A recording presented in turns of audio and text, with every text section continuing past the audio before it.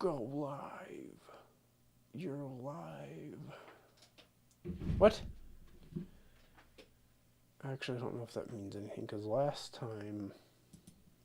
it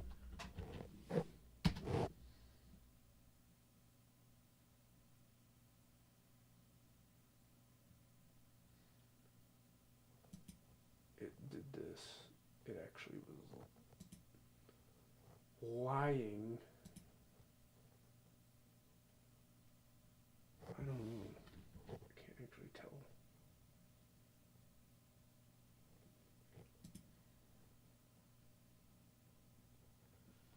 You should have called it just aesthetically musing for aesthetic musings.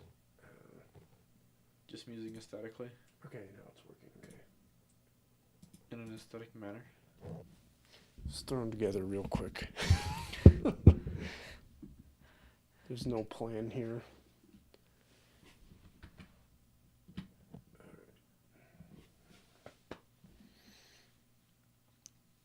Anyway, let me send out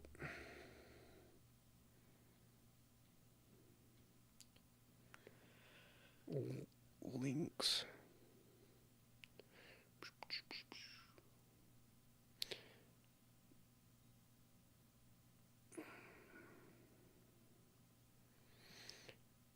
Anyway, we can start. All right. Since you've got, say you have some musings to muse. Hello and welcome to They Drink Tea in Disgust. Aesthetic Musings episode whatever. 12 or something? 12. Wow, that's like a million. Today we'll be musing about whatever we gosh dang feel like. First it's gonna be an ASMR with making tea. Just immediately, like the most like Crash metal sound ever. Some people are way into it. It's called junkyard ASMR. Sifting through scrap metal ASMR. Yeah, it's like toddler playing the pots and pans Ooh, ASMR. that water is precarious. I just peed myself. Not really. That'd be gross. That water is very precarious on the desk. Yeah. Okay, so it was like half off the table. I was too focused on the fact that I just poured water all over my leg. Your pants. Then I didn't notice that I like. I was like, oh, that's good. I mean, luckily it probably wouldn't. We just get the floor. You'll probably just get me again. Yeah, did you get your other leg? I get my other leg.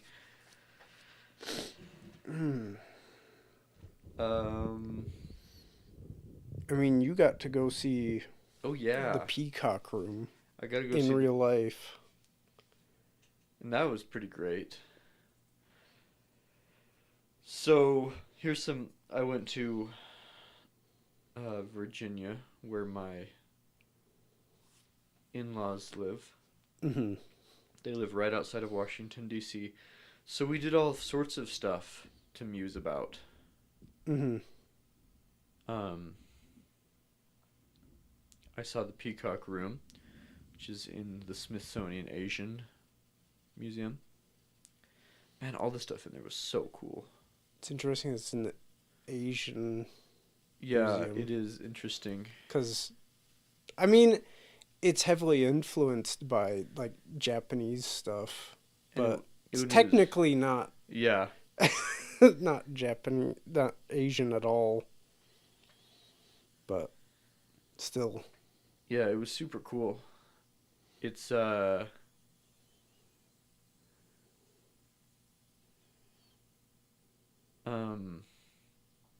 would you say? Like, detail doesn't make something great, but a lot of, like, great stuff seems to have, like, layers of detail. Mm-hmm. And that just had all sorts of layers of detail. Mm-hmm. Like, you'd, like, look, and each time you look, A lot of a lot of wood carving stuff because the Peacock Room was made to house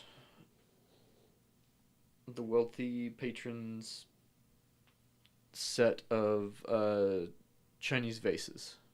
Okay. Which is why it's probably in the museum because Okay, that makes a lot more sense. they also have the collection and it's all in Yeah. there. And so the whole room is essentially like one huge like shelf. I mean, it's just like tons and tons of shelves and tons of vases. And the shelves are super detailed. Well, they're not super duper detailed, but they're pretty detailed. Like, I don't know how many different like patterns of carving there are. And what I mean is like the little pillars that hold up the shelves, the little like there's probably I don't know.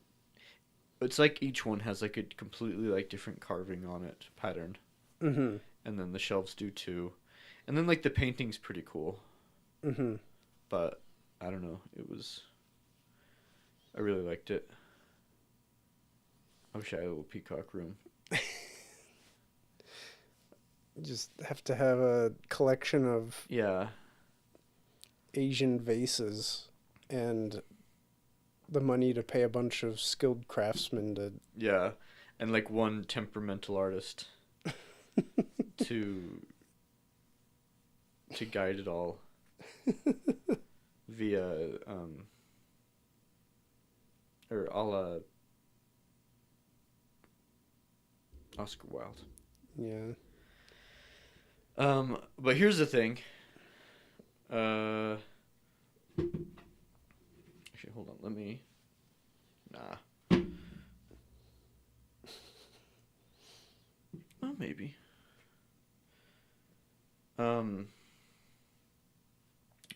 Here's the thing that's kind of in line with some of the stuff we've talked about. That's kind of like the more like complainy stuff we talk about. So we went for our anniversary to the Watergate Hotel in Washington, D.C., which is pretty cool. And we had a really good time. So that's my preface because I'm going to sound kind of like complainy. But it was like a nice experience. So the Watergate Hotel, all over their marketing, just says luxury, luxury, luxury, luxury, luxury, luxury, luxury. Yeah. And it's a 5-star hotel. And so we went there, and it's interesting. So it's just a little nicer than a normal hotel. I had I don't know what I was expecting from a 5-star hotel, but I was expecting something pretty intense. But it's nicer, but only a little nicer. Yeah. I mean, it is a hotel. Yeah. But honestly, not much different. And so, but the one thing is, and you'll see this, you see this in hotels, but they were doing it to the millionth degree. It was everywhere you turned, they were trying to get more money. That's the real thing that makes it a 5-star hotel. Honestly. So I've seen this in hotels before, but it was they were doing it to a great intensity. They were doing a lot. So they have this whole spread of goodies when you get into the hotel room. They're all just laid out on this desk. And if you were to not be careful and not read the little chart, you'd realize that if you opened one of them, it's an extra $25. And it's it's for a handful of M&Ms or a handful of peanuts or something. It's super expensive. And the only thing in there that's free, the toiletries. Yeah. But the only thing that's free is the water. And the stuff, if you were open, it's not oh hey, this thing of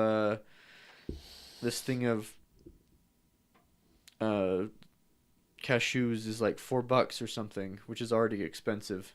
I kid you not, it was $20 a thing.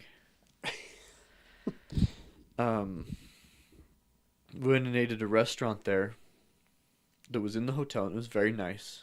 Mm-hmm. The food, I actually had, it was super, again, it's not a complaint, it was super, super good food. Mm-hmm. But, uh,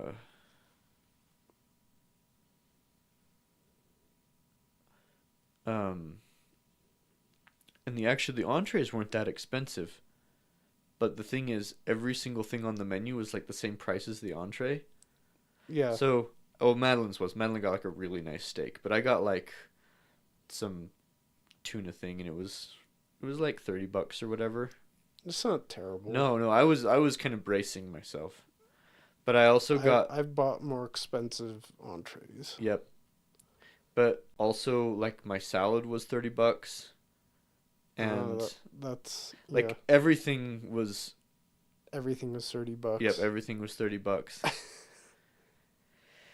And I was stupid, and I got this like little mocktail because I had this other one in this other restaurant in DC years ago that was so good, Mm-hmm. and this one was like glorified. I don't know, it just tasted like Sprite, and it wasn't $30. It was like $18, but still for a what it was essentially like a soda. So stuff like that. So, um. It was this interesting thought where I was like, I don't know, man. I feel like if something was truly luxurious, it wouldn't be trying to like. It's like they were like sneaking up behind you and trying to like steal your money the whole time. Oh, also, Well, it's like you almost imagine it being like going on like an all-inclusive resort or like cruise or something where they're like, it's all you can eat food or something. Yeah. Or you get something that is like, you pay all this money and you get a lot for what you're paying. mm-hmm. But it's like you pay a lot of money and they're like, okay, if you want to do anything, you got to pay us more money. You're like, I mean, I guess if you're really rich, it's kind of like, oh, whatever. I think that's kind of what they're counting on, is that Well, you're yeah. like, Also, man, I sure could like have a handful of after dinner mints. I'll just like tack on another $25. Like, I don't care. I mean, yeah. I mean, it makes sense because it's DC in their target demographic is just wealthy people coming there from basically wherever for whatever business. So they're like, Yeah. they're going to be people who are like, I don't care if like 5 cashews is $30. Yeah. I just feel like having some cashews, like, that's nothing. Whereas like most people are like, why on earth? Why would I do this? It's like I'll just like go to like the nearest gas station and get like a bag of cashews there. Yeah, it's I don't know. well, and my mother-in-law found the deal for it, and we got like a deal on the room. But it is funny. It says, I don't remember what it was, but it says the number, and then by the time you've like completed the by the time you've like purchased your room, the number is like doubled. Because they're just like all these random fees, and then you get there and they don't have any parking, so it's mandatory valet parking, which is like another like $100. Oh. It's just all of this stuff. And so, me being not a filthy rich person, I was sort of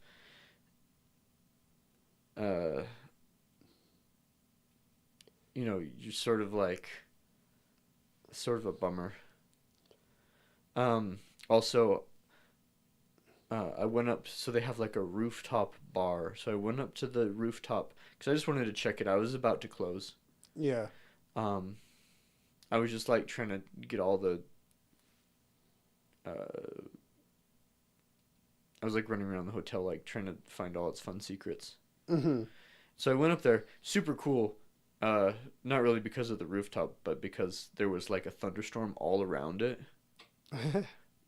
Just and so cool there was just like lightning like dancing everywhere around like DC, and I just got to sit and like watch it for a second. Mm-hmm. But I was looking And the cocktails, I was looking at their menu, and I don't know how much one normally costs because I don't buy cocktails. Yeah. But they were also like $30, and I was like, I feel like that can't be how much it normally costs. Maybe. I don't know. I don't know either, but it sounds. I could ask some coworkers that Yeah. they would know.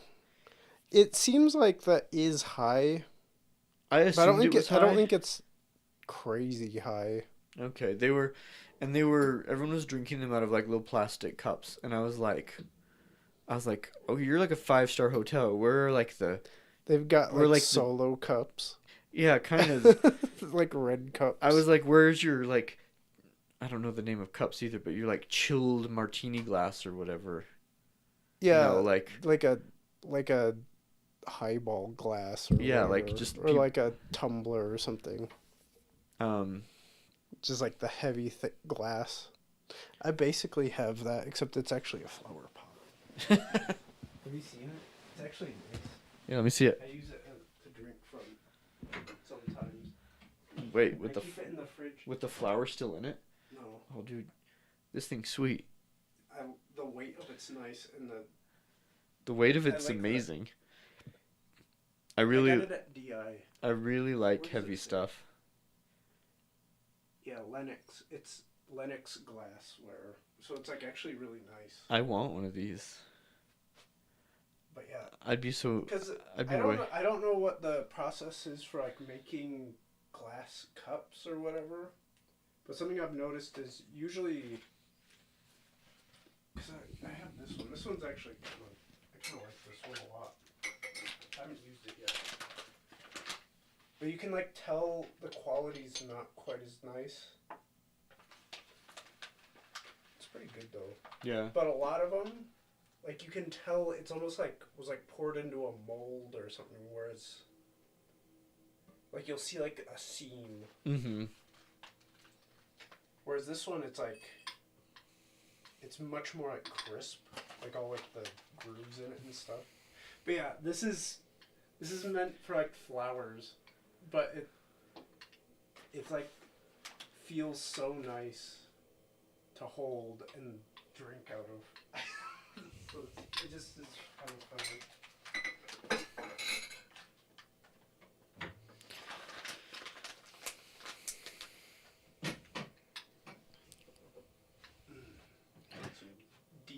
DI glassware.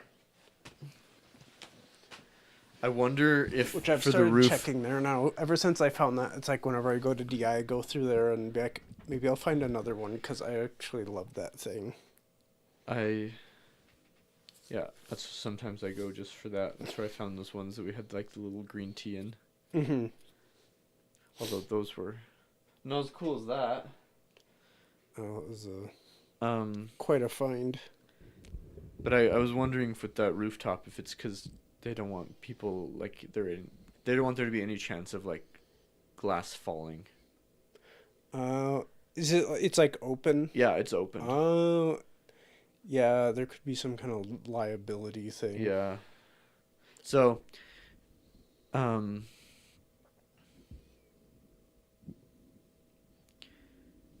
could see that. It's just my.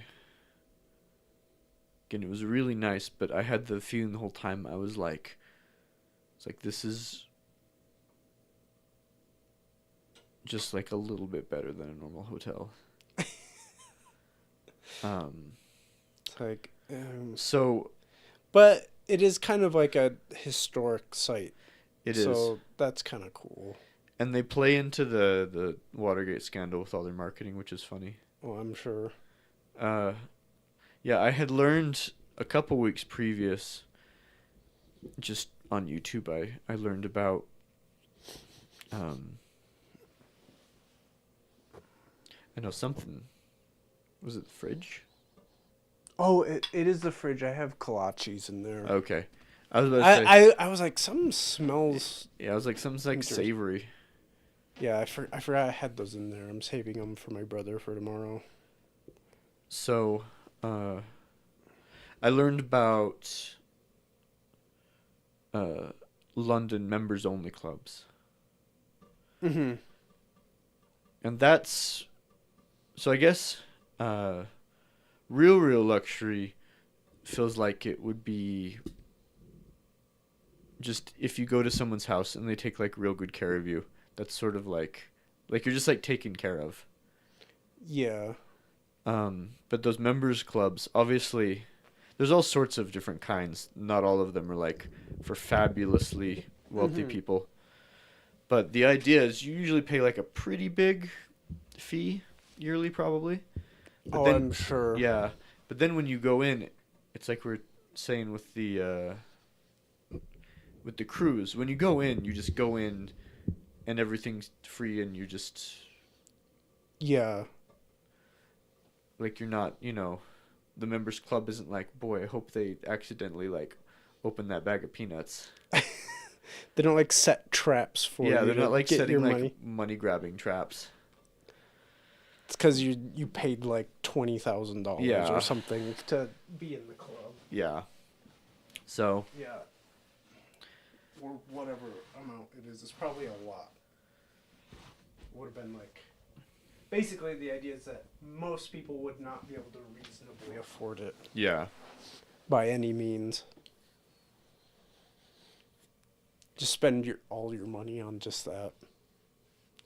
You just like live there. I mean, you could. I think you can just live there if you want. A lot of them have rooms. Although, you have to be invited. So that's the big problem. You can't just be rich. You have to be rich, and then you have to go make friends with someone in England. Yeah. Somebody that is in the club already. Yeah. So. Super exclusive. Yeah. So you gotta start your own.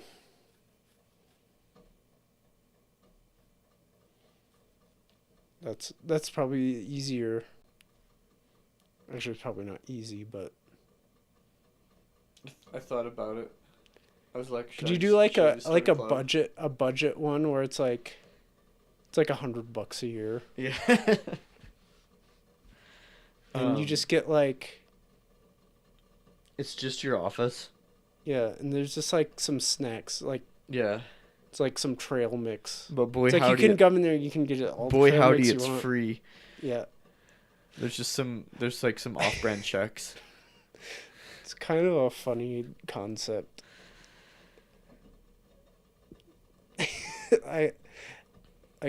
It'd be kind of funny to actually try doing something like that. I thought it sounded like a fun idea, but then I was like, oh man, but that make people feel bad. I think clubs make people feel bad. Do they though? When they're not in them, unless they're secret. I know, but that's the point. Yeah, it is the point. Because if you don't have it be exclusive, it kind of like. Then it's just the rec center. Is it any different than any other space? Yeah. It's not differentiated at all. They can make their own club. That is the. But I mean, yeah, like the idea of if you were to do something like that, it's like a budget exclusive club. Budget exclusive club. And you just get like a room like this. Like you still have to be invited. Yeah, you still have to be invited and you just gotta pay. But the price is like reasonable. Yeah. You're like, oh, it's $100 for a whole year. And everyone's super poor. Yeah. But I mean, you could still make it like could be a dinner have club. a room like this. You make it kind of nice. Have some decent chairs or something.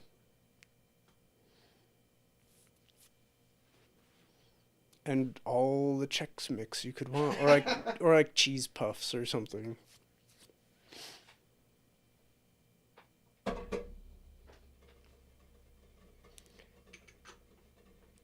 Just something like that. Yeah. All of the saltines you could want. Yep. Off-brand saltines, of course.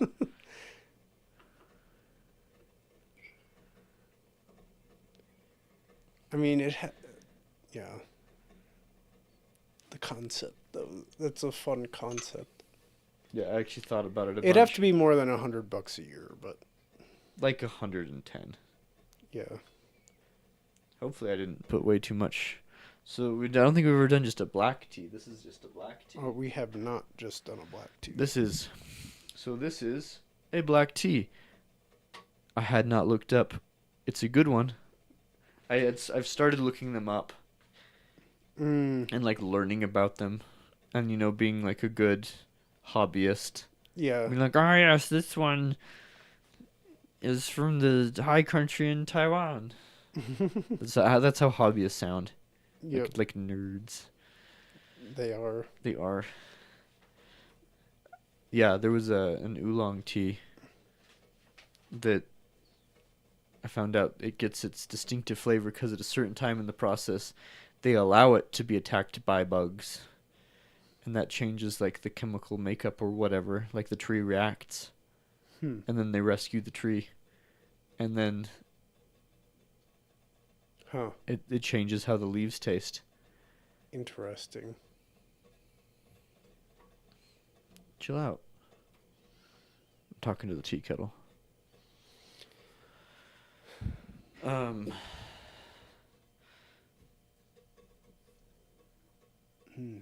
yeah, I don't know.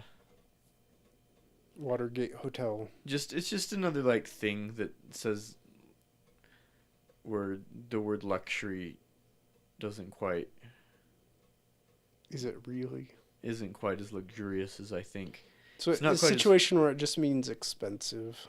Yeah, it's not quite as bad as when there's something in the grocery store that's like luxury soap, and it's like It's actually like the crappiest one. Yeah, it's like the crappiest one where you're like, well, words just don't mean anything now.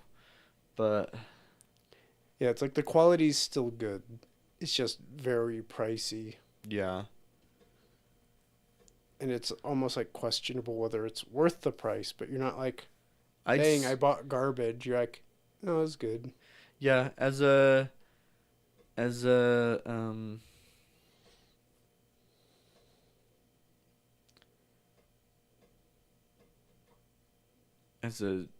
person in my price range, I'd say no. You're like, this isn't really worth it. No. My favorite hotel, Hola Piper. Hola at your piper. My favorite hotel was one we went and stayed in New Orleans. It was super cool. Mm-hmm. It was like a haunted house, but it wasn't trying to be. Mm-hmm. It was just like a cool building, just like with oodles and gobs of character. And like our room had 3 stories to it. It was like a slot. Huh. And the bed's like up at the very top. You had to like climb up all these narrow stairs to get to it. It was cool. Yeah, that was my favorite hotel. It was like oozing with character. It's fun. Watergate Hotel had a lot of character too, but also had expensive M&Ms. Yeah, it had expensive M&Ms, and like it was very hotel-y still. That's kind of the thing. It just has like ice machines in the hallway, and they're like $50. Is it? So yeah, really okay. Expensive ice machines. I've got how to explain it. It was like a really, really nice hotel. Like, but like if you took your like random hotel on the side of the road, like your Motel 6 or whatever, and you just like leveled it up to the top level. Yeah. Whereas the one in New Orleans, because like it's still the Watergate Hotel still like smelled super hotel-y, and it had like the hotel carpet. That like weird. Yeah. Yeah, where you're like, is it a cigarette? I don't think so, but it almost. It's like, I can tell that over the years this has been here, many people have smoked in here, and that they've used a lot of cleaning chemicals to try and cover it up. And that I think that smell can't be like removed. And it's kind of fun. And it's inevitable to have that smell, I think, in a hotel because you will have smokers there. It doesn't matter if you have like one a year. Over time, it's gonna like build up.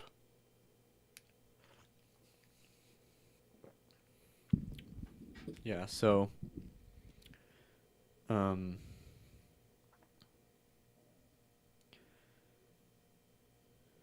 don't have like a moral to this story or like a takeaway. I'm trying to like tie it back to the things being lame and cheap and convenient, but it's just a review of the Watergate yeah, Hotel. It's a review of the Watergate Hotel. If you can afford a $25 handful of M&Ms, by all means, knock yourself out at the Watergate Hotel. They made this a bit strong.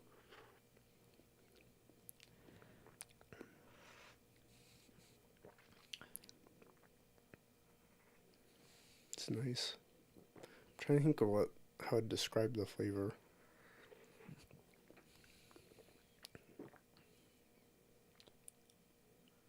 It's definitely more earthy than most of the ones we've done. Yeah, we've had a lot that are very kind of like almost floral. Or the green teas, which, yeah, are like planty. Herbaceous. Herbaceous, that's a better word than planty. Plantacular. Yeah, this one's...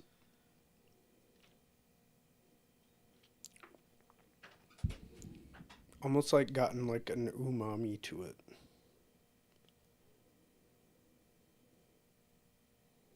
Like when you smell it, it smells almost like a little... like spicy. Doesn't taste spicy. No, it does not. Yeah, it tastes very earthy, but like smooth. And a bit of like a...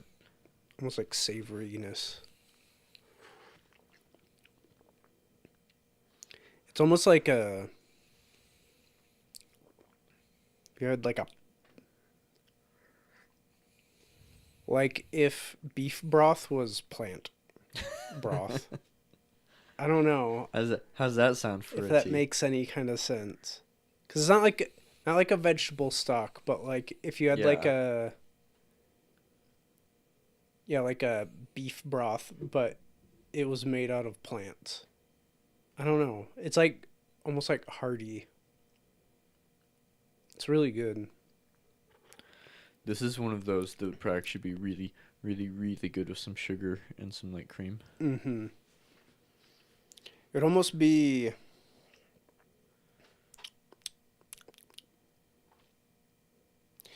it'd almost make it like... I don't know if I'd say it would be like almost chocolatey, but it would be in that like territory. If it had like more of like a sweetness to it. 'Cause it's not bitter like straight chocolate is, but it's got kind of that... it's got like a flavor in that direction.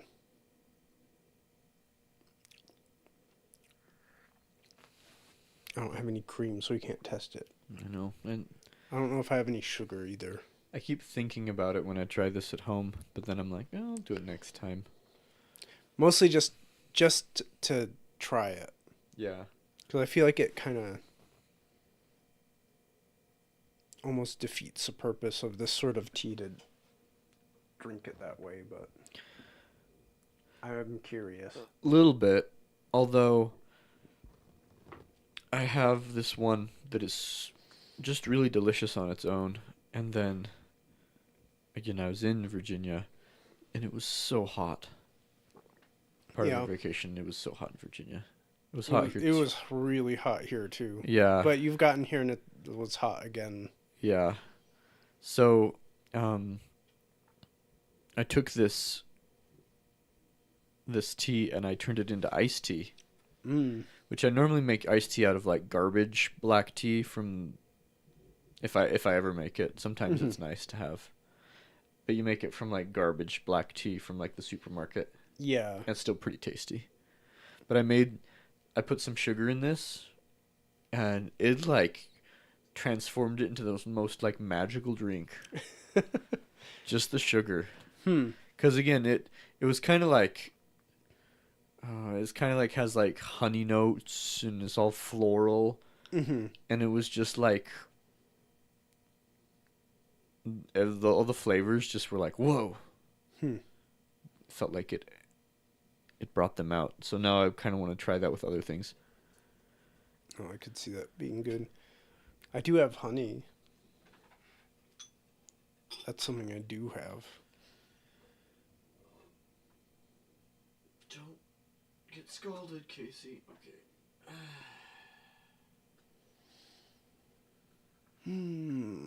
Let's see. We went to another thing. Yes, we went to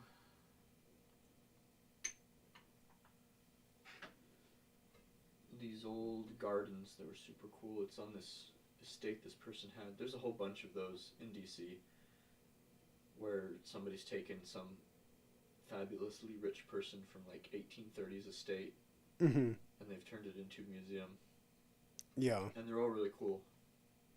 I think I've told you about the one that's the person who has the like all the Russian stuff. Yeah. So there's that. This is a different one. But this person or this family had this gigantic area of land. And they turned the whole thing into like this ginormous garden. And so what's cool about that one though is that it's super old and it's I forgot the tea. It's gonna be I can see. Hopefully it's not very bitter. It's like twice as dark as the last one. Looks pretty though. Yeah. So this one was cool because it's a whole lot of garden, but it's like magical secret garden because everything is just absolutely overgrown. Yeah. So that's cool. That's all I got about that garden. It's just a cool garden. It was just magical because everything was just like all of the fences and all of the stairs and all of the railings were just like eaten up with like garden. So you were kind of in like a nonstop like magical, you know when you go into like a magical like tree cave or something? As you do. Yeah, as one does. when you're trying just to find a Totoro. Yeah. And you just want to get back to your childhood a little bit. when you're trying to reenact the secret garden. Yeah. Anyway, that's all I got about that one. It's cool, but it's just a garden, big old garden. I didn't know that. I have what are they called? Dill. I have dill plants in my garden, and they're about 3 feet, 4 feet high. Oh wow. Are you using them? Yeah. They're really having a tough time this year. I don't know why. The last 2 years, dill has reseeded itself and grown like a weed, and it's been great. But in this garden, I saw these plants, because there's like a part of the garden that's like, they have like a vegetable garden and an herb garden. Yeah. And in the herb garden, I see these plants. I didn't think anything of it. I was just like, oh, more plants in this garden. And they're huge, and I took a second look at them, and I was like, whoa, those are dill. They were like 8 feet tall. Oh wow. So, I've like seen now what dill can be, maybe with sunlight. Instead of like being in a... Not in a container. Yeah. Yeah, like a shady container. Yeah, they were like monstrous. Yeah. Oh. It would be nice to have a dill plant. Yeah. Because fresh dill is really great. And it goes well on like quite a few things. Yeah, fresh dill's. Have it with like eggs. Make an omelet with like fresh dill's so good. That is so good. Yeah, And a bit of goat cheese. It's ridiculous. It's so good. Yeah,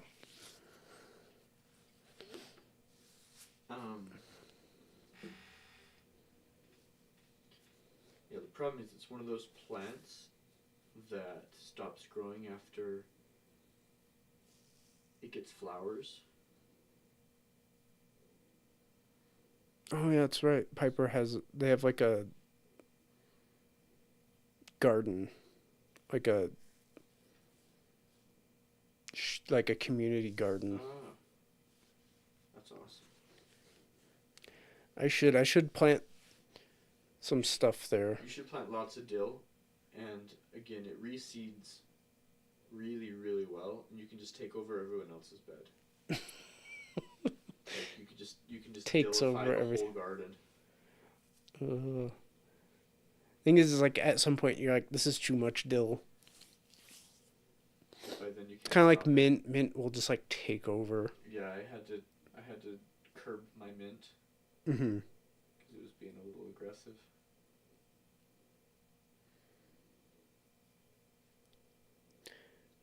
Piper, I still think you should like build a little like Yeah. frame around the bottom of your back porch, and then use like start growing tomatoes in it, so it uses the railing as like a trellis. Also, just look cool, like from the outside, just covered in like vines. It has tomatoes growing on it.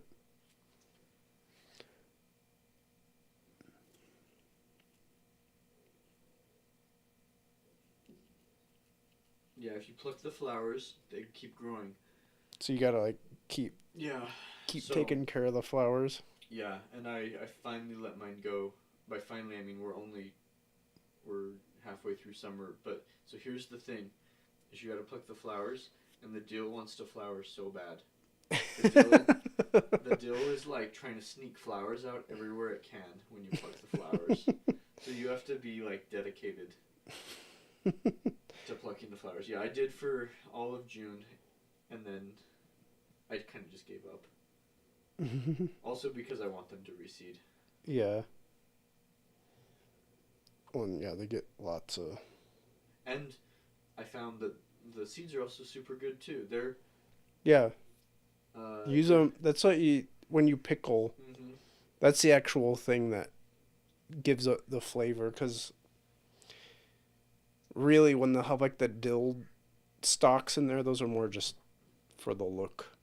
See, I didn't know that. The seeds are what like really flavor stuff when you pickle them.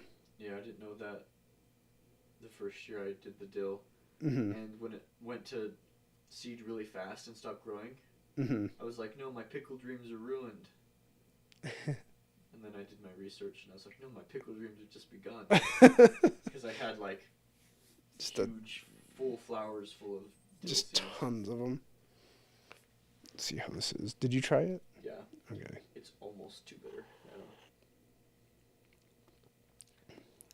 Yeah.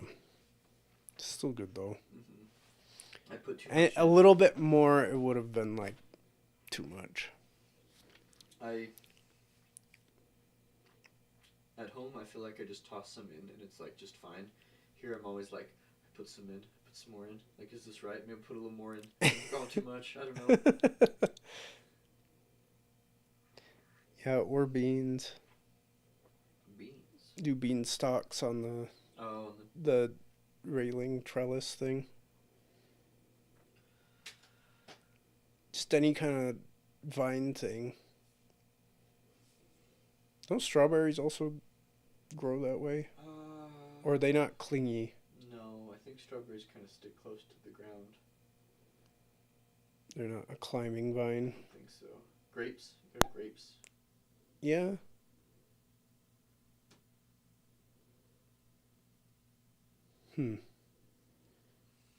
I don't know.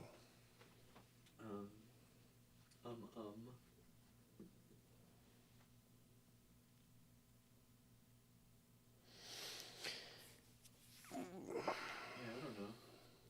Just talking about gardening now. Yeah. I can't grow a garden. I don't have garden space. You could find some. I'd have to borrow some space at Piper's. Maybe you can find a way onto the roof of this building. Just to start a secret garden. And find that it already has a secret garden that has not been cultivated in many years since the lord of the manor died. I should start one in like that little like rock zone in the stairwell. Yeah. Or replace a fake plant in there. You should start one in here with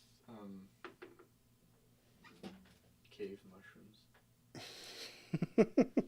Or you could have one of those like iridescent lamps. Yeah. I don't even know how well those work. They work. Yeah, your whole the problem with those is actually it, because they emit a lot of UV light. One, that's bad for your eyes to be in a room with those prolonged, but also it makes over time it makes linoleum brittle. Oh. As well as the rollers that I use for applying ink. So that would They're actually UV be like... sensitive. I don't know how long it takes for it to actually do that, because I know I'll take plates out to the farmer's market and those get exposed to a lot of sun. So far, I haven't noticed anything negative, but that's only like... They're only really in direct sunlight for like a couple hours, like a few weeks out of the year. So, I don't know. But I would imagine if you just had like UV lights running constantly, you'd probably find that like some noticeable degradation in like a few months, I bet.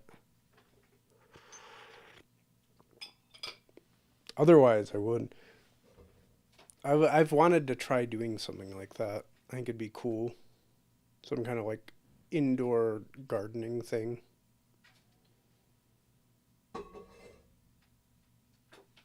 But not right now. I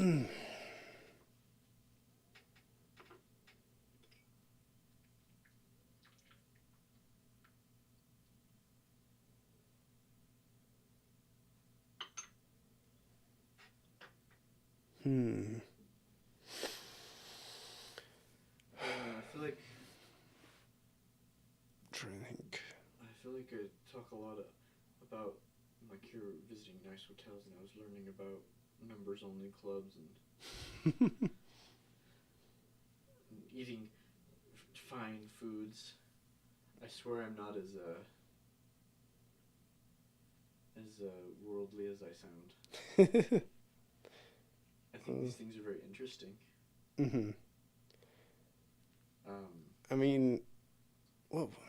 But there's definitely, it's interesting when you do, like I mean I cook myself nice food all the time and it's almost, there's something good about it because I cook it myself. But there's I don't know, when you get like stuff you want consistently, there is almost interesting to like observe like the diminishing returns. Mm-hmm. It's almost like a, I don't know, like I feel like there's probably all sorts of philosophies and religions that are like, yeah, we know. Like, I've pointed that out. Yeah. It's like, yeah, you get like used to something. So if you eat like really nice food all the time, eventually you're just like, oh, this is just like normal food. Yeah. It's like almost in a way you're like sabotaging yourself by having like, too much of a good thing. Like it in itself isn't like fulfilling. I haven't like articulated this thought. Mm-hmm. It just kind of came along with the idea where I was like, I promise I'm not a wholly selfish, decadent, worldly person. Trying to think. Since almost in a way we were talking about what you were up to while you were out. Yeah. Out and away. What were you up to while I was out? I was making sure Theo wasn't lonely. So I just go hang out with him. One time, did I tell you there was like a deer that was trying to Yeah. cool off? Yeah, that was fun. No, something I was thinking about because I was learning about um, how basically every RPG is just a derivative of like this one game, basically. And so I was very curious about that. Basically, every RPG is just like a rehashing of a game called Wizardry that came out in like 1981. I believe it. And it's kind of weird. Oh, that's right. Yeah, I heard that you guys got in a car wreck. I found out about that already. And that did happen while you were gone. So that's exciting. Yeah, I'm sorry you had to go through an obnoxious situation. It's awful. No, it's just interesting learning about that. And I played some because there's like a whole series. And I played some and it was interesting, like playing it, and you're like seeing things like, oh, I thought this was something that was like. The only other time I saw this was like in Darkest Dungeon. It's like, wait, no, it was they came up with this here, or it's like, oh, this is like Final Fantasy, or this is basically Pokemon and this thing, and you're like, oh my gosh. Really, it's like so many things. They're just like, oh, what if we emphasize this one thing?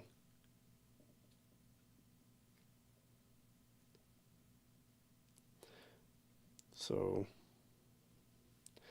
it was just interesting, and it got me thinking about stuff, about like what it was like to play that game back in the day, because it's like basically a maze, and like trying to play it is like, oh my gosh, because there's no the visual element of it is basically just like some lines, and there's no distinction, there's no like textures, you're just like in like a box, and occasionally like a creature will be in that box and you fight that creature with your team of people, but there's nothing to like reference where you are. And so what people had to do back in the day was actually like plot out a map on paper.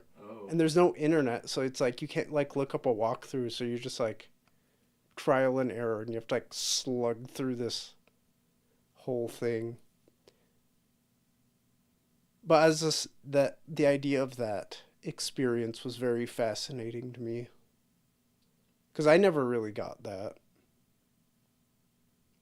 Because growing up, the internet was kind of a thing, and also that sort of a game wasn't as much of a thing. Maybe the closest thing I can think of is like Myst, and I didn't even play that much. But that's the sort of game where when it came out, you would have to take notes and all that to actually like go through and solve it. You could probably buy a guide, I guess, or something. That was a thing. Yeah. Like you could buy guidebooks for games, but for something like an RPG in like 1981 or 82, that doesn't even exist. There's nothing. So, like the only like resource you might have is like if you know some other people also playing the game, and like finding out things that they've discovered. So it was just interesting thinking about that, because it's like an experience that doesn't exist anymore, at least as far as like gaming goes. It's like you have anything that exists, like you can probably look up somebody's thing where like, here's how you do all this stuff, here's what is all these things going on. So you kind of don't have that same like mystery, you don't have that same like actual like sense of doing an adventure that would have given you, because it's like it's on you to figure it out a lot more, rather than just being like, oh, I'll look up the wiki on this so I can figure out what's going on. So I was thinking about, like, how could you replicate something like that? You do my thing where it's like, I mean, you replicate it by playing like an RPG with people. And they can't like. You can't look up anything. Yeah, they can't look up anything. Well, was thinking about it, and actually a lot of your ideas of like the kind of interactive experience thing came to mind. And it's like, what if you made a video game where the only place it could be played is in one spot? It's kind of like an arcade game thing. So I was like imagining if you had a space like this, but you literally like, the only information that's like available is like notes that people could take in the room. So you would have like a room like this, and you would have like notebooks and stuff, but you couldn't take any of them out. And so you'd take notes, and it was just open for anybody to play. Okay, so that's what. And so it's like this collective experience of like you're going through, and you can find other people's notes on like things that they've found, and try to figure out like which things. You make it really hard, so it's like it takes like, it's kind of like an ARG thing where it's like a real world kind of mixed puzzle thing. Mm-hmm. So it's like you're. That's what we put in the $100 club. Yeah. There you go. You sit here, there's this super difficult experience video game thing. All the Chex Mix you could want. Yeah, all the Chex Mix you want, and some comfy chairs, and you can just hang out in there with people while you take turns trying to figure this thing out and discuss this really complicated, difficult game. I think we're onto something for real. Also, something I thought also would be funny is if you had something like that, if you're in a building like this, where you have maybe like the notes and stuff are in a separate room, so you're renting out two different rooms, and you can't take the notes with you, so you have to like run to like the library room and like consult the notes, and then you have to like run back, or it's like you have to have somebody in there and you're like calling them on the phone. You're like, what does it say about this thing? It'd just be like I don't know, because I don't know. Because that's part of what I like doing when I'll learn something new, or I'll work on like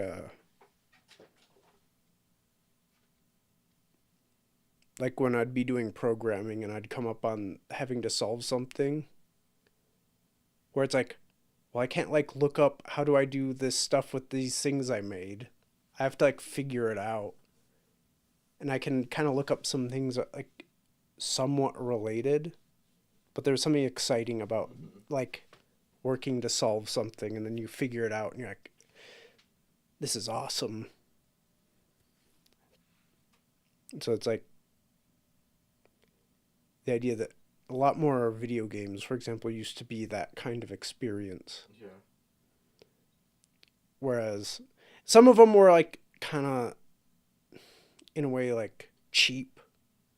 Like famously, a lot of like point and click adventure games would have like puzzles where it'd be like complete nonsense. You're like, oh, in order to pay the troll under the bridge, you have to like throw a shoe at this guy in this, under this tree, and that makes a bird that flies somewhere else that if you throw a rock at it, it flies away and smacks a guy in the eye who drops a coin that you pick up to give to the troll or something. And you're like, it's not like coherent. But so not stuff like that. I hate stuff like that. But like I'd prefer stuff where it's just like, oh, there's like random chance stuff that kills you. I'd prefer that. Because at least like it's kind of like playing like a roguelike game where you're like, okay, how can I mitigate the likelihood of something like that happening again, or Yeah. how do I take that into account? But when it's something where it's just pure trial and error until you like figure out the convoluted nonsense that somehow solves the puzzle. Yeah.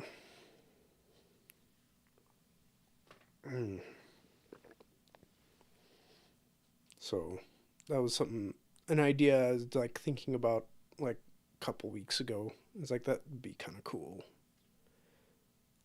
I don't know what it'd be, but you furnish the puzzle. I'll furnish the aesthetic. so it's like, what if you make it like a whole like themed room?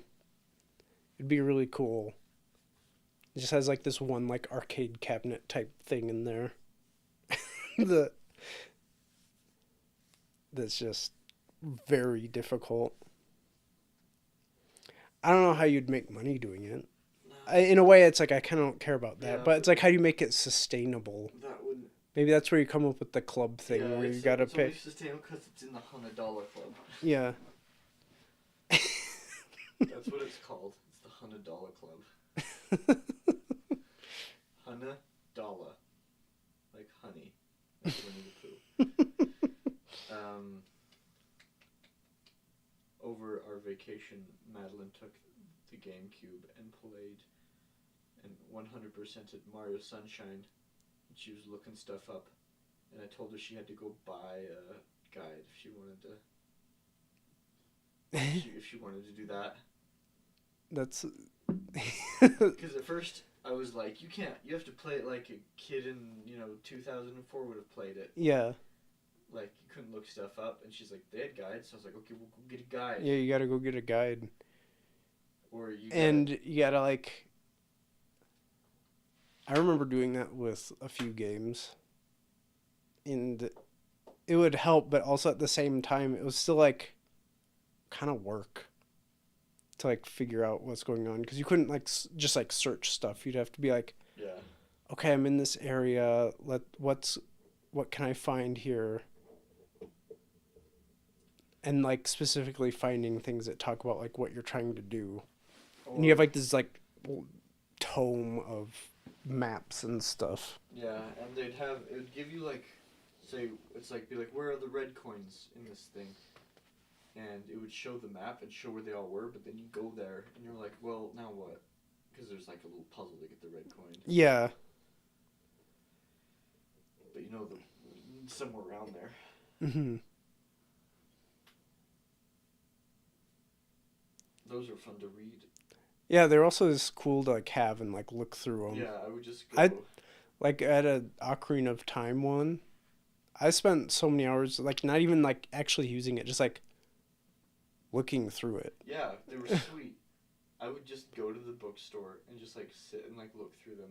Mm-hmm. Games that I did not own. I know, you could look through games that you didn't even own or ever plan on owning and still be like interesting to like look through it. Yeah, you'd be like, man, if only I had like Turok or whatever, I'd be so good at it. All the secrets. Yeah. Thanks, internet. No, that's not a thing anymore. Yeah, now we're again. There, we'll tie it back. It's an aesthetic unimprovement. It's convenience swooping in yet again. Now you just look up like a really boring like game facts page.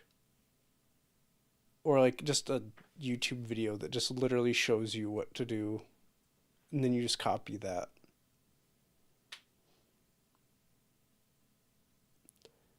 Instead of like having like a 2D map where it's like, it's right here, and then it's a 3D game and you're like, where the heck is it?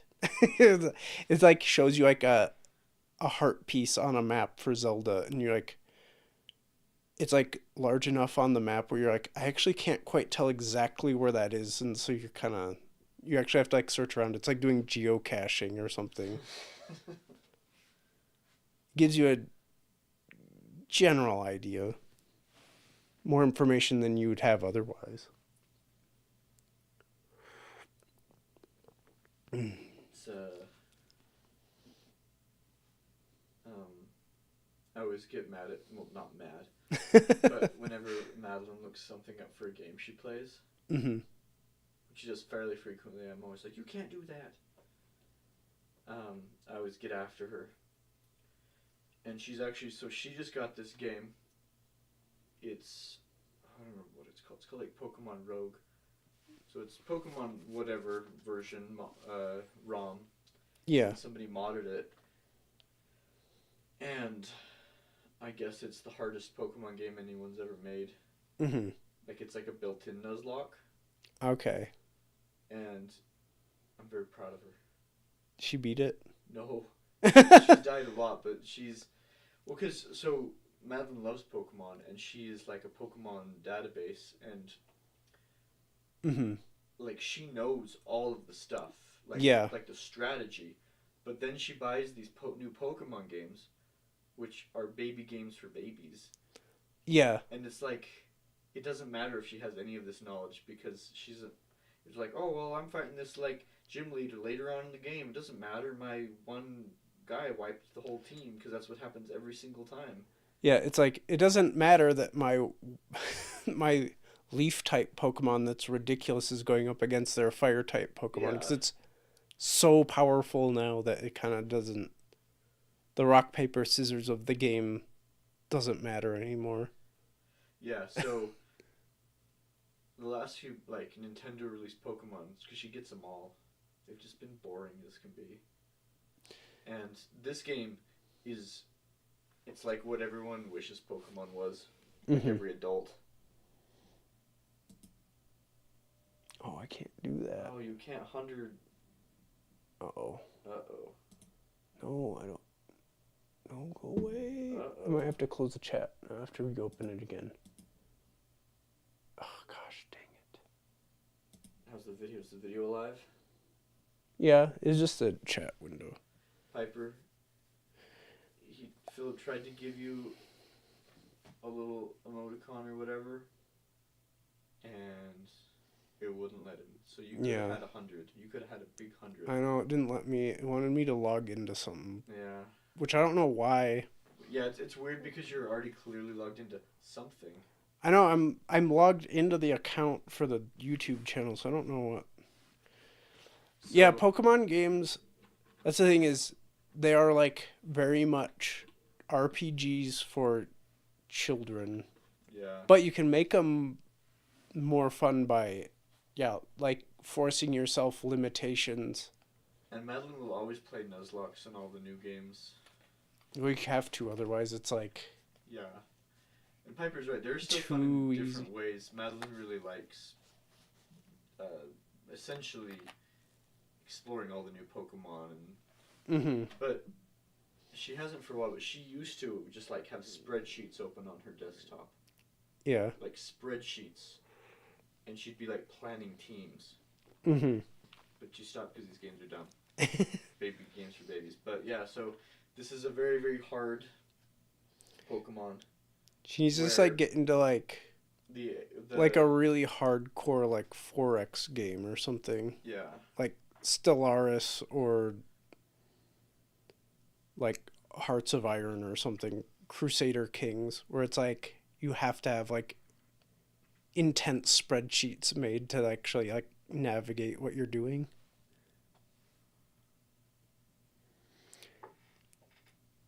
Yeah. The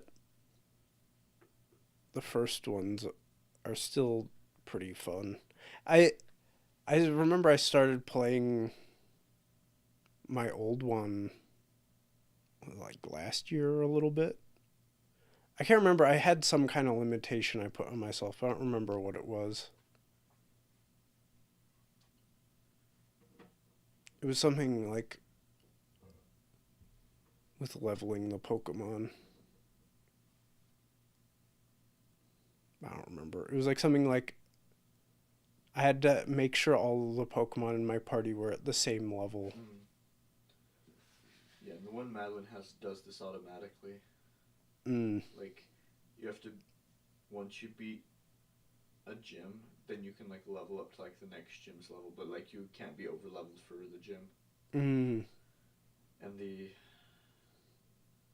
the Pokemon trainers that you fight make actual smart moves Yeah. consistently. They're not just like, they're like, oh, my Arcanine tail whipped 5,000 times. Yeah. I don't know how I lost that battle. Yeah. You're just like, what was that? Yeah.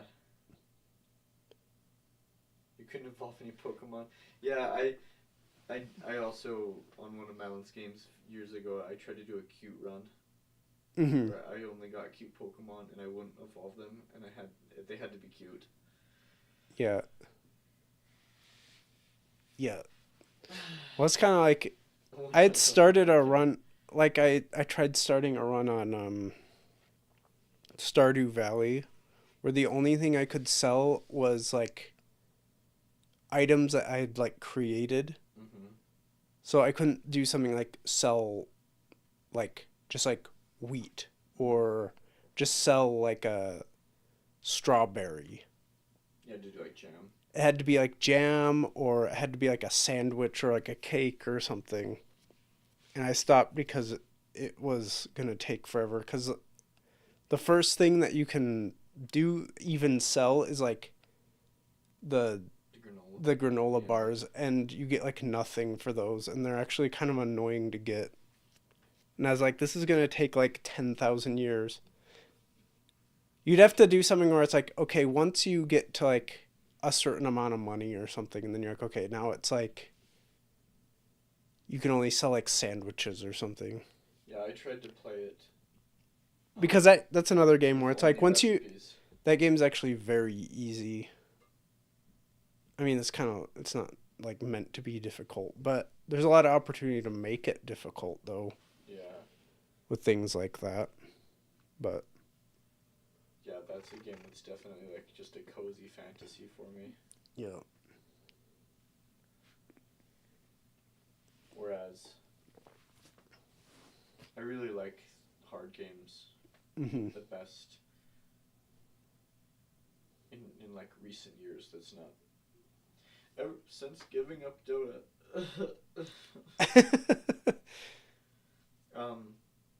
Was the new Dooms. Those were I love those games. Those were absolutely great. Doom Eternal's so good. It's so good.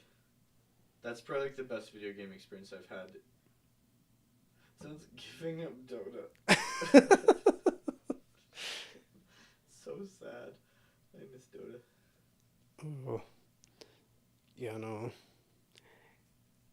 That's a game where I had a mountain of strategic knowledge and it was relevant.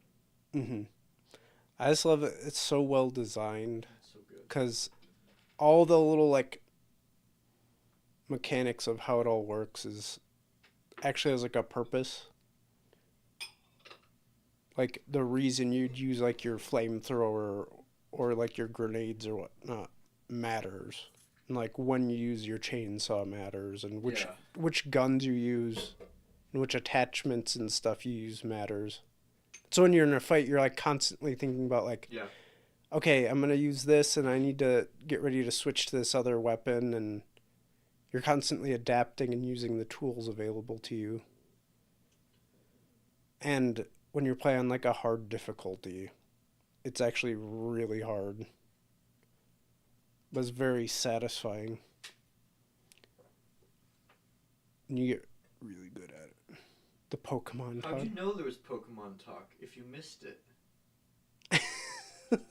Whoa. Whoa, timer. Whoa. This is the timer ASMR. How'd you miss the Pokemon talk? I mean, you did miss it. I was talking you up. I was Supreme Pokemon General.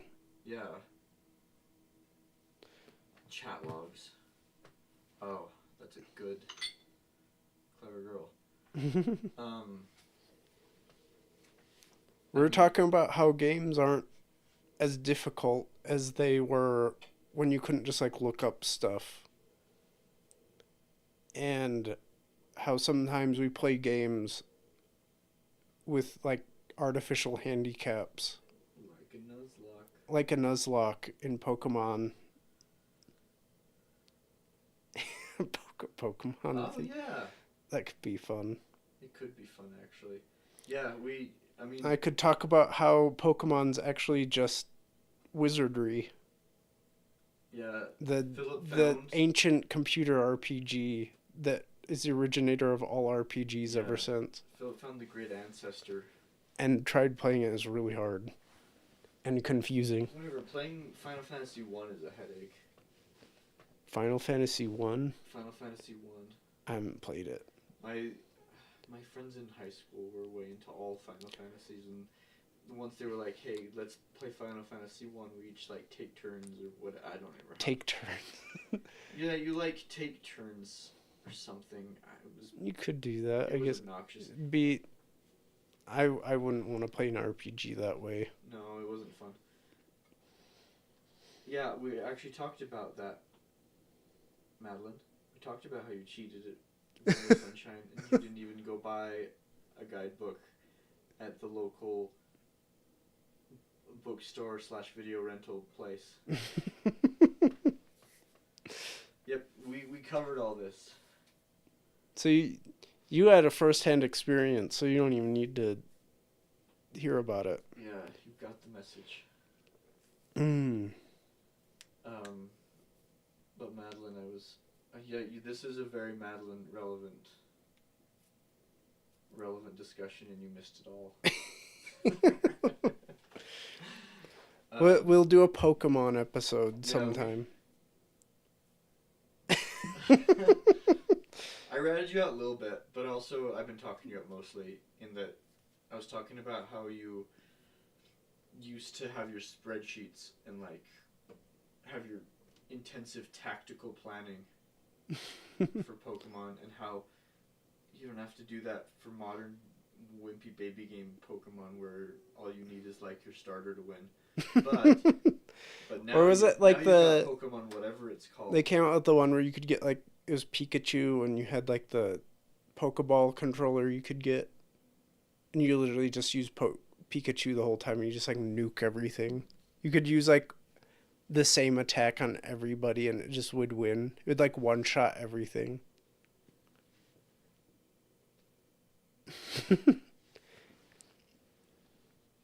I mean, you'd be God of War on the hardest difficulty, and it's not Doom on the hardest difficulty, but whatever. It's not Dark Souls. I'd be Sword Shield just a Bulbous. That's true, you did do that. And it wasn't even hard.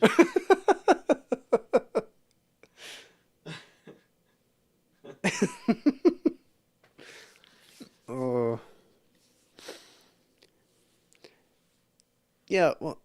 Yeah, how come Pokemon games are like extra baby though? Because even the first ones weren't hard, but the thing is they weren't like super easy either. Like if you were to play one of the new ones and I was like 9 or whatever, I'd probably be like, this was really easy. I can't help but think that the like playing like red version is like, I never was like, oh, this is really hard, but as there was like a bit of a challenge to it. Like it didn't feel boring, whereas like, you know, they must, I mean, it's a ginormous thing. They must have just done maybe too much. Maybe too much research, but I'm sure they've done oodles and gobs of research, and they're probably just like, I don't know, they're probably just like the most bestest experience for I don't know, all our fans is this like this really easy game. Yeah, I don't know. I'm sure weird they how, have a like, reason. they are.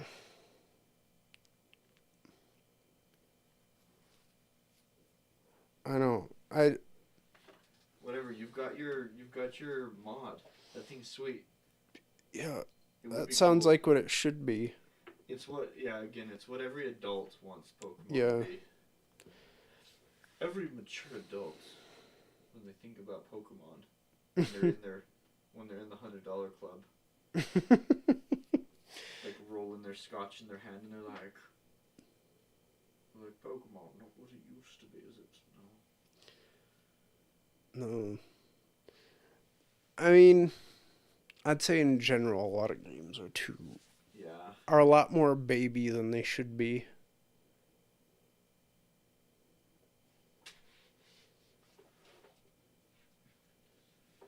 Yeah. Or something that they should just have like at the very least like a new game plus where you have some kind of thing that makes it difficult. Yeah. Cuz a lot of stuff has that. I don't know if you have you played Blasphemous? I think we've talked about it. No, it's like the Spanish Inquisition themed. It looks so sweet. I played through the second one because that came out. That looks like it should be hard. It's hard, right? It is hard. Okay. And the second one was easier, but part of that was probably because I played the crap out of the first one, so I knew what I was doing. But the first one's like some of the fights are ridiculous. Also, there's new game plus stuff where it changes, like things where it's like, all right, you can't heal. Just stuff like that where it just forces you to play differently. It'll be like, oh, you can heal, but the only way you heal is like with killing enemies or something. So it like changes up like simple things with like how the game works, and it locks off like normal ways that you would like do things. You either have to approach it differently, or it's just like it handicaps you pretty hard. But then it will give you some like little bit of a benefit, but it like kind of doesn't really outweigh it. But the whole point is your second playthrough is more difficult. Yeah. And it makes it interesting because it changes it. Yeah, Madeline's latest Metroid game, whatever that's called, has the option now that she's beaten it that she goes through and she can't touch it, can't get hurt, or she dies. So can't take any damage. Can't take any damage. So that seems like that'd almost be obnoxious.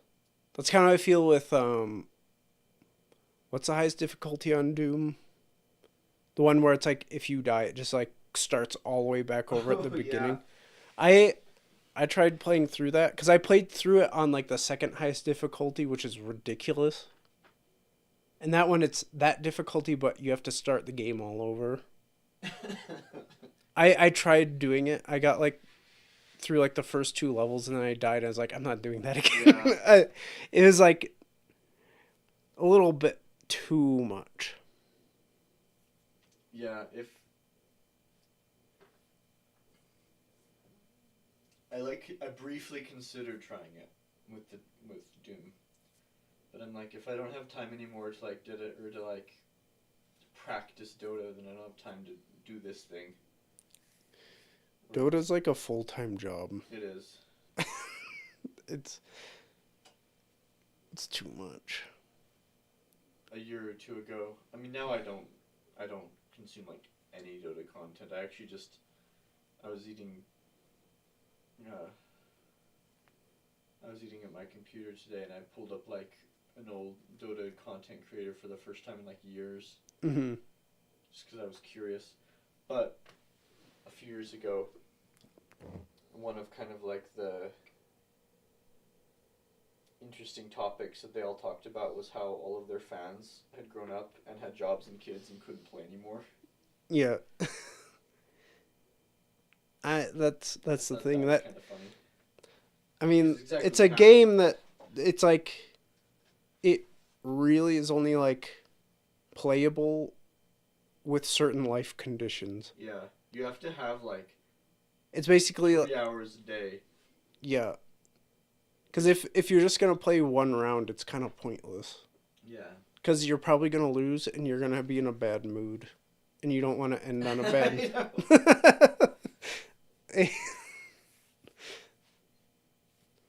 And it's annoying too, because then if you have a good game, you're like, oh, I'm on a roll now. Yeah. It's like I'm ready to take on the world. That's what I told. And then the next round, you have like awful teammates, and you want to like punch the wall. You're just like, this is stupid. That's what I would tell Madeline, that it's a high no matter what. Yeah, it like drives you to play either because you're so hyped that you won, or you're so pissed off that it went badly that you're like have to like redeem yourself. This is like either way. Yeah, regardless of if it was a good match or not, you're like, I have to do that again. I'd queue up for a new match way faster if I lost. Like, you exit out and you're just like in a huff. Like, oh, I know. before the game even ends, you just like the second you can just like get out, you just get out. Yeah. And you just click that like next match and you just like go. Give me the next one. Let's show them like. Yeah. Teach them a lesson. Beat down someone, go mid. No. Because I don't know. Yeah, I never played it after graduating because to me it was like the most fun when you were playing it with like everybody in the same room. This is so fun. It was so fun. Valve knew it too. They had since they're at all times juggling or like trying to figure out what to do with all these kind of like games are trying to figure out what to do with like mean people. Mm-hmm. Like, I don't know, the community's not that toxic, but everyone's like worried about it at all times. Mm-hmm. But there was a time where there were all these banners in the game. Mm-hmm. That would pop up, and they would say, "Dota's more fun with friends." Mm-hmm. And it'd be like play with a group. Yeah. And I was It's true. sad because I just played on my own, and I was like, I wish, but yeah, that's the thing is arranging it. having enough people to have it. Because if you just play with one other person, it's okay, but it's like if you really want it to be fun, you got to have like a full party. When we played, that was so fun. It also takes the edge off losing. Yeah, because you all kind of like. Because usually what pisses you off about losing is you're like, that one guy was an idiot on my team.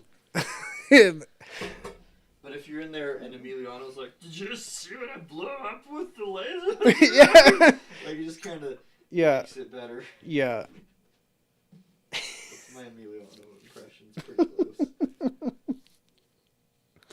Oh, you see that, guys? Yeah. It's not actually what Emiliano sounds like at all. But I kind of got the energy. Yeah. It's kind of like, yeah, playing Dota with friends is kind of like playing Overcooked. Yeah. You're all kind of frustrated, but because you're all frustrated together,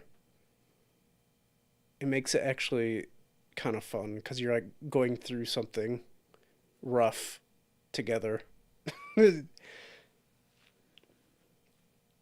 It turns like that bad time into a good time. Yeah, and when you win with friends, everyone gets to be like, "Oh, I did this coolest thing you've seen." They're like, "Yeah, I did the coolest thing too." Yeah. Or it's like, man, we teamed up on those guys at the mid, so good. Yeah, yeah. You're like, we're basically like We're freaking Aragorn, Legolas, and Gimli up in here. Yeah. Phone. Chill it out. Chill it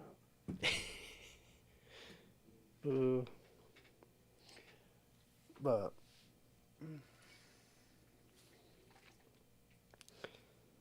no. Oh. Ooh. It's not a good episode unless I like have a tea. Could actually see it this time. Oh yeah. You got. Oh no. I mean, it's pretty dark, but I spilled. You could see the spill. I spilled the tea, as the kids say.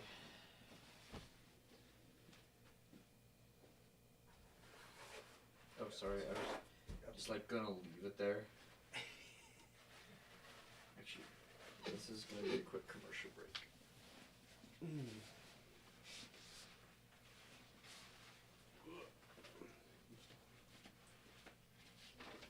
Cleanup time. It's like bringing out the Zamboni.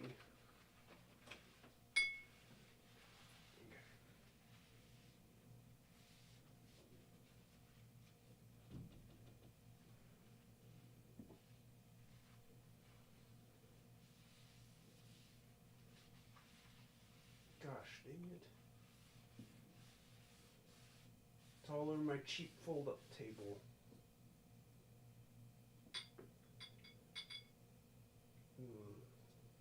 This pad is all like swollen from tea.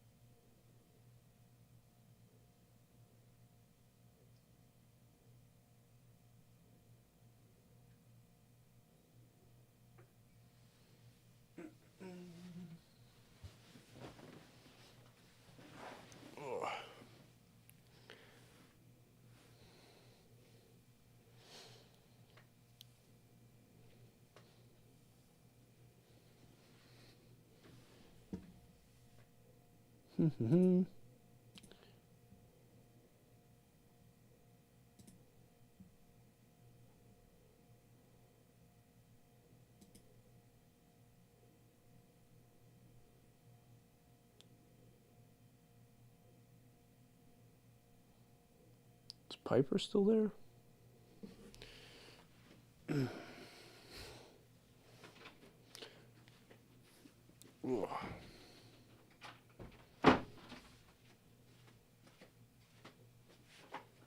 It's kind of cleaned up.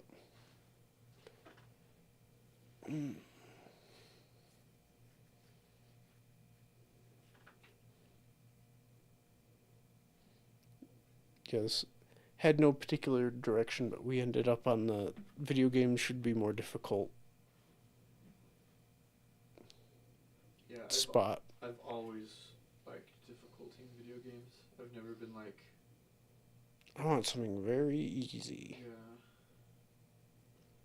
Yeah. I'd make... Piper, what was that like?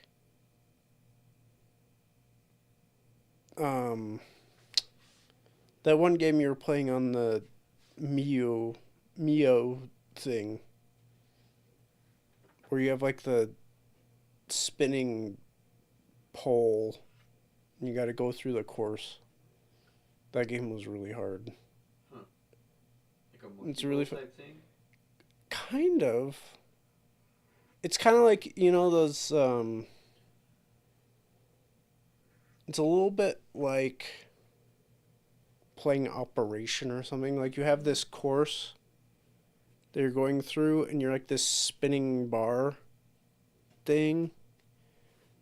And there's things that you can hit that, like, change your direction, but there's also crap that, like, if you hit it, you, like, die. Anyway, it's actually a lot of fun, but it's, like, really difficult puzzle game. Goodbye. Does that stand for get back at it? No, I like stuff that's, like... Battle hands. I like stuff that gets me thinking. Yeah, That's why I really like a lot of strategy games and stuff. Like, I like Civ and Stellaris and Endless Legend, Heroes of Might and Magic. I like all those because of that sort of thing. I mean, they can be easy, but a lot of them are not. Even on easy, they're still not easy. Yeah. Like Stellaris is ridiculous.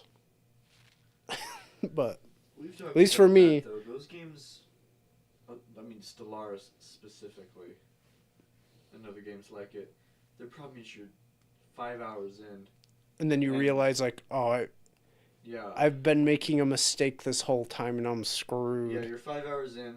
This other whomever your enemy like warps in, and you're like, oh well. I died. I can't fight you, I guess. There is like a problem to those ones. Kuru kuru kuru kuru. I knew it had a goofy name like that. But the thing is at least like up until that point with those games, you're like having a pretty good time, and that's when you like have a point where like, okay, what did I do wrong? Like I obviously was like missing something that I should have been doing, and like how do I plan for that? So I'll end up playing again, and then something else will come up.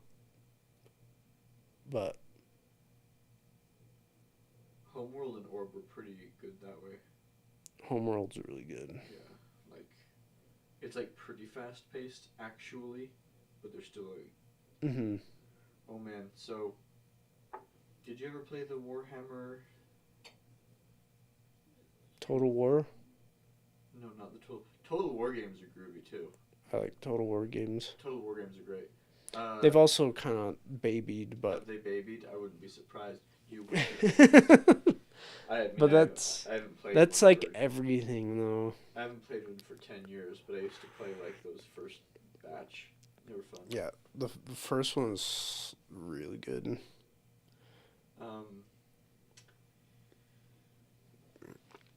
Total War, or not Total War, Warhammer 2000, 3000, 4000. 40K. 40K. Just 4K. 4K. 4000. Warhammer 4. So,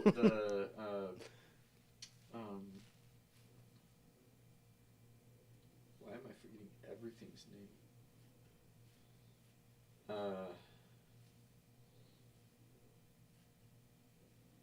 Oh my gosh. Okay. Warcraft is a blank kind of game. Starcraft is a, what are they called? Real-time strategy game? Real-time strategy. Like on the tip of my brain. Anyway, yeah, the Warhammer 40K. What, Dawn of War? Maybe it was called Dawn of War? I'm pretty sure it's Dawn of War. I played one of them. I have one of them. But what was great about it? I think it was like 2 or something. As far as difficulty, was it had a unique campaign system, or a unique campaign. Mm-hmm. So it wasn't really a story, but it had a map. Mm-hmm. And if you had to, like, take over a zone, you had to go and do a battle. Yeah.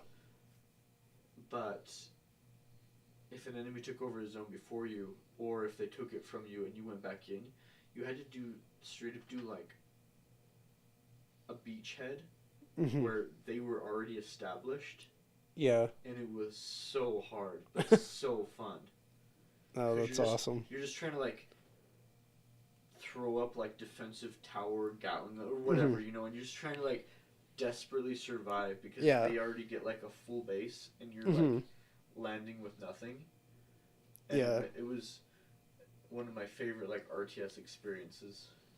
Because like if you play that game, if you just play like a custom map or whatever, you're like, this is not as good as like a StarCraft as far as just how it's made. Yeah. But when you played that campaign and played like just that thing where you just have to do like this beachhead against like a far superior force, so fun. No, really, stuff like that is always hard. Because, I mean, that's kind of what a lot of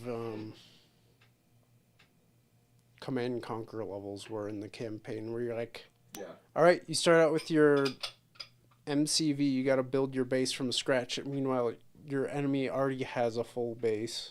And there's somewhere literally, it's like you're landing on a beach and you're getting shot at, like, immediately.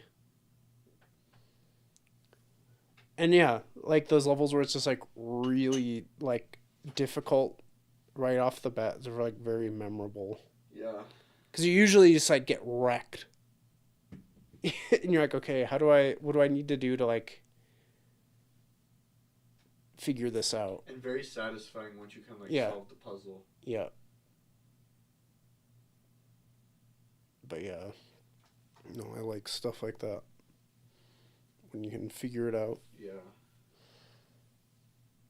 Mm. Mm. Yeah, we should make a game that is just.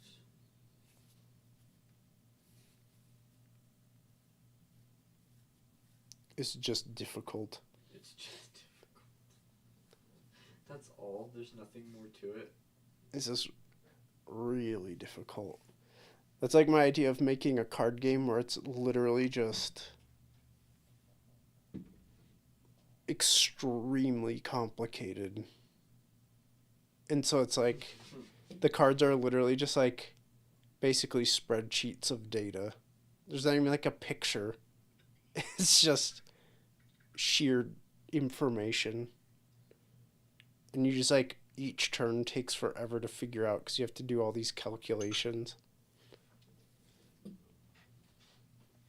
And I guarantee you there'd people that get really into it just because of the fact that it's so ridiculously complicated. Because they're at their house and they're bored with playing Dwarf Fortress. Yeah. And they're like, I need something else. I need Magic the Gathering, but Dwarf Fortress. Yeah. It's like, Magic the Gathering has gotten baby, so I've heard. But I need something hardcore. I need like 500 different stats I need to keep track of to do all this stuff. But that'd be too hard to make. I almost like part of like that thought experiment was like, could you make something where it's like it's so complicated you don't even have to like play test it because there's so much going on that it's just you could make almost anything work as long as you like work within the parameters of it. So even if somebody figures out something really ridiculous, somebody else could figure out like a ridiculous thing. That's when you've got. And literally all you did was just throw together like, instead of having a creature where it's like, oh, it has its attack and its defense. It's just like, no, it has like 40 stats that you have to keep track of, and there's a way to finagle all of them in ways that are useful. So. But, and so it's just like, how do you, and you just like, could you just do something where you just like basically randomly generate all of it, and you're like, okay, there we go. I don't have to like plan this out at all because it's so complicated. I don't know.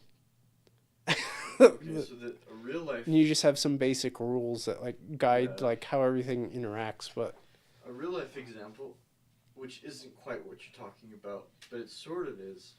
Let's go back again to Dota. I really liked Ice Frog, the creator of Dota. Mm-hmm. His like balancing philosophy was very much like, with a big patch, he would just like break some people, meaning they'd be very powerful. Yeah. And it wasn't like it would just be like, well, okay, now deal with it. Yeah. Like, figure it out. Yeah. It was like, were you there, or do you remember when the Blizzard guy came to BYU? Yeah. And he was talking about how with the game design for StarCraft, it was like, no, you want things that are overpowered so that it creates like an interesting challenge for the person who has to deal with it. You're like, what do I do with the siege tank? Like, it's got range on me. How do I deal with it? Yeah. So. No, I remember him talking about that. Where he's like, if there aren't things that feel like overpowered, it's actually a bad design. Yeah. Because you need that dynamic, and you need things that force you to like solve the problem. Because I remember when I first started playing StarCraft 2, I remember banelings would like drive me crazy because I was like, these are so overpowered. And then it's like you have to like learn like the strategies to mitigate that and like deal with them. And they're still like annoying, but eventually it gets to the point where you're like, okay, I know how to like plan for that, and I know how that I need to have like medevacs on hand to like pick up my guys, move them, and then suddenly it's like, oh, well, that means also I can like maneuver my forces around and either like deal more damage to them or like potentially just circumvent their force and like harass like a hatchery or something. But that's what makes it interesting, though. You're like, you hit a point where like, this is so annoying that this can happen, and then you solve it, or now you just look up somebody else's idea. But regardless, it's still like. But exciting in the moment when people are solving it. And even with that, even if you look up with StarCraft, even if you were to look up like a strategy guide where it's like, here's how you deal with this, you're still like, okay, well, now I need to learn how to actually do that, because it's not like things that actually take practice. It's not just like, oh, well, you do this and this and it's solved. It's like, okay, you have this stuff, now you gotta like know how to utilize that. But yeah, in Dota a few years ago, things were just going bananas, and it was actually really awesome. Mm-hmm. So again, kind of getting closer to what you're talking about, but they added talents, which is just like another variation, and then they added neutral items, which were like these random items that would just drop when you killed the camps in the game. Okay. And they were all sorts of crazy stuff. And a lot of people were like, you know, stuff like that like freaked everybody out. But essentially, they were just like adding more factors and more factors and more factors. And it was kind of like making this like crazy ecosystem where all sorts of different stuff could work. And like they kept making the talents more crazy too. Oh, everyone got an Aghanim scepter, if you remember what those were. Gives you an extra like ability. Yeah. So everyone has one of those. With just like weird stuff. And then they added another thing, which is called an Aghanim shard, which is essentially, again, just the same thing. Like, so just like the variables just kept like stacking. It got to where the game was kind of bananas, but in like like people would complain about it because again I listened to a lot of like people who made content, but the people were like, no man, this is great because if you're a creative person.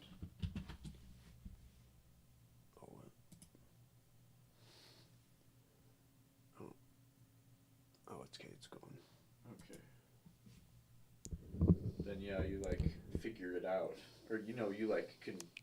There's a lot of room to like explore. Yeah.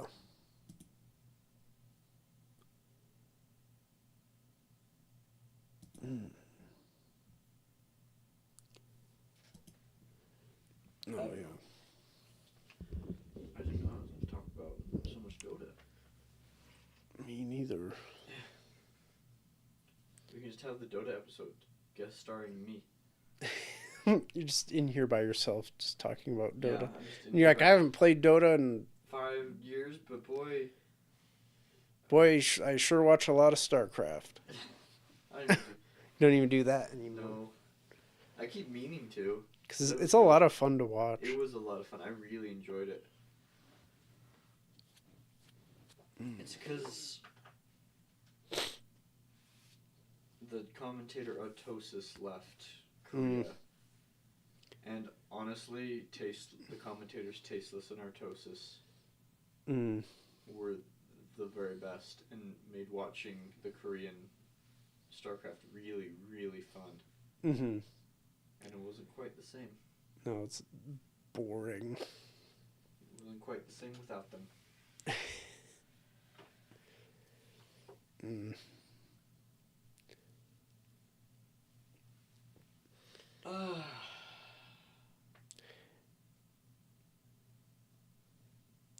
It's not quite. It's kind of a weird, like, how does it relate to aesthetics? But it's kind of, in a way, related to the running through line of, like, convenience and stuff, I guess. Because there's, like, a kind of like an experiential aesthetic. In a way. It's kind of like how I can't think of his name.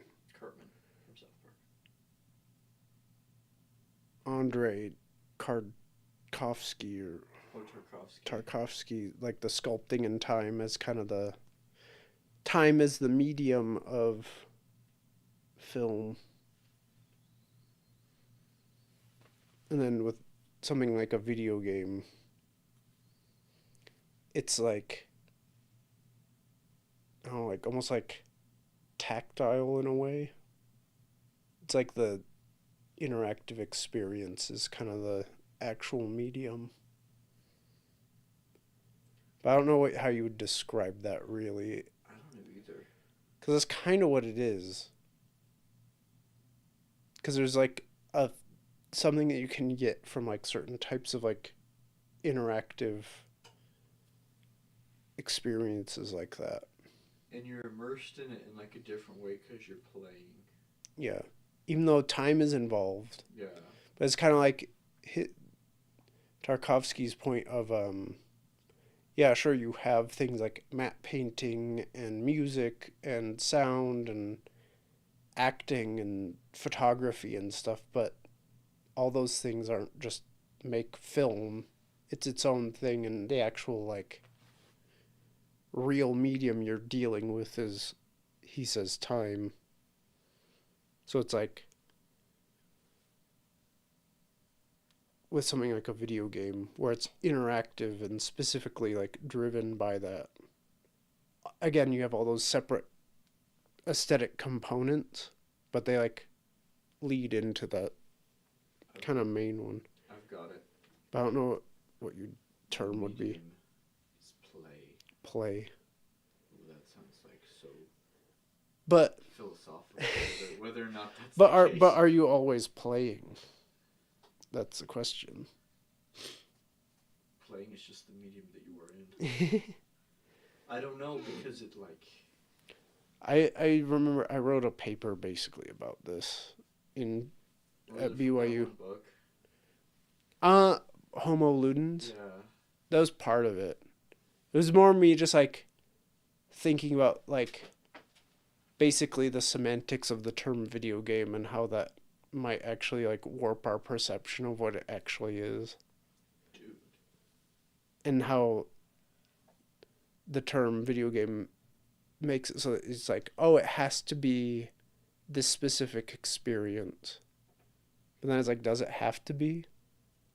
Because fundamentally, like, what it is versus like what a game is doesn't necessarily have to line up. I've thought a lot about and so as this like it's almost like instead of calling film if you like called it comedy. Oh.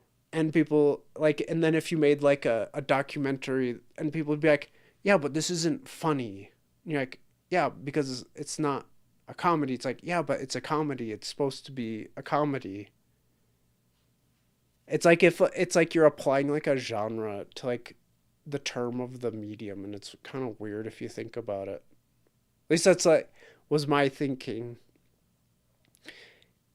And so it's like in a way it's like have we just like pigeonholed that whole medium into just being games because we've just decided the term for it is that. Just have a documentary that you like interactively.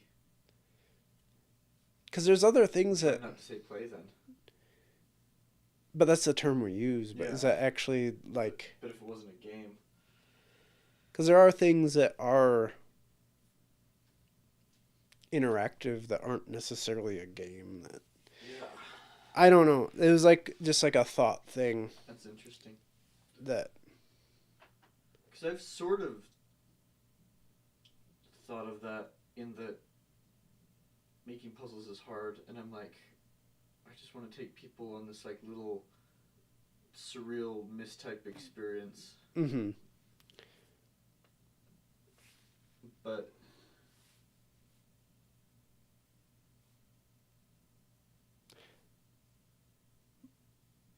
not have it like bogged down in the puzzle. The thing is maybe you can't. Maybe I can't. Well, that's because what I got to was. You're like maybe I just need to make a film or whatever. Well, that's why I keep going back and forth. Yeah. Now it's been years. Because I want to do both. Mm-hmm. But yeah, it's.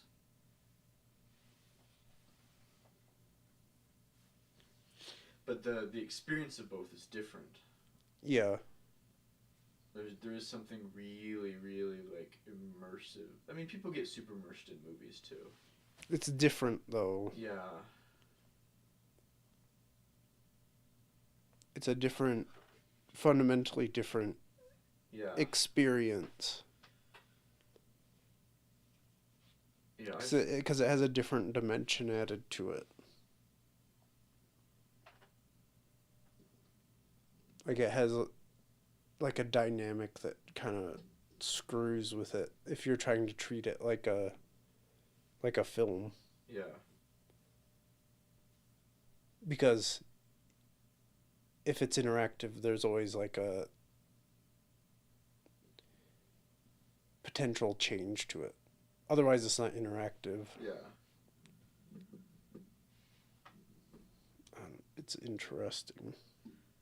Yeah, this is. Because I remember when I was writing that, did like a bit of research because that was part of the point of the assignment in school was to do some research. But I found that there's has been plays made that are basically interactive. Or it'll be I can't remember what it was. There was some play where there would be parts of it that would take place in different rooms, and the audience could go to whatever room they wanted to. And so kind of your experience by choosing which part of the plot to witness, your experience of it's different. Because you were in a different room, seeing a different thing happen. And then you go back to the main stage, and so your perception gets shifted depending on which side story you decided to follow. So it's it's simple. It's a simple type of interaction. You're just making a choice to go to room A or B for 10 minutes or whatever. But it's still interactive. You're still having your perception changed depending on which way you go with that. And so it's would that play a video game? Depends.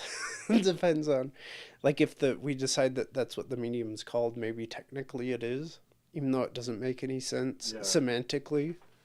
But we don't have an actual term, so that's the language you have to work with. So it's this is very odd. I remember I thought about that so much when I was because initially it was just like a little thought, and the more I Yeah. researched it, the more I was like, this is kind of driving me crazy because I don't know what to think anymore. I'm still like very much like I think there's something there that we're like blind to something like conceptually, Yeah, and cause I don't, and it's annoying because like I'm so like entrenched in kind of what the culture is that I'm like straining myself. I'm like, I know, I know there's something here, but I can't like see this. But I don't know.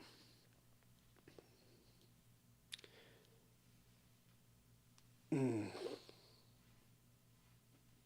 the world may never know. oh man, no, I really like that idea a lot. You're not all the way off. Sorry, buddy. Just like set your hand on it. Just like heat in the room. I've used that to heat the room before in the winter. Not that it gets super cold, but every once in a while. Um, Every once in a while, even in the summer sometimes, it'll all of a sudden be like, man, this is like kind of cold in here. Mm. yeah, when I was a kid, Ooh. I played with my siblings. Really, we all played really well. Mm-hmm. I think I've told you all this, but I'm just following like a thought. Yeah. Um, and we play imagination games, and I was the dungeon master always. Just Mm-hmm. for hours, I just like make these little worlds for my like siblings to be in. So, grow up. The first time I played D&D, I was like, holy cow! This is just what I was I was doing. like, this is, I was like, whoa! Kind of blew my mind. Um, and there's something really like when D&D, when everyone's kind of like all in on like imagination, Mm-hmm. like all together, it's pretty magical. Yeah. Um,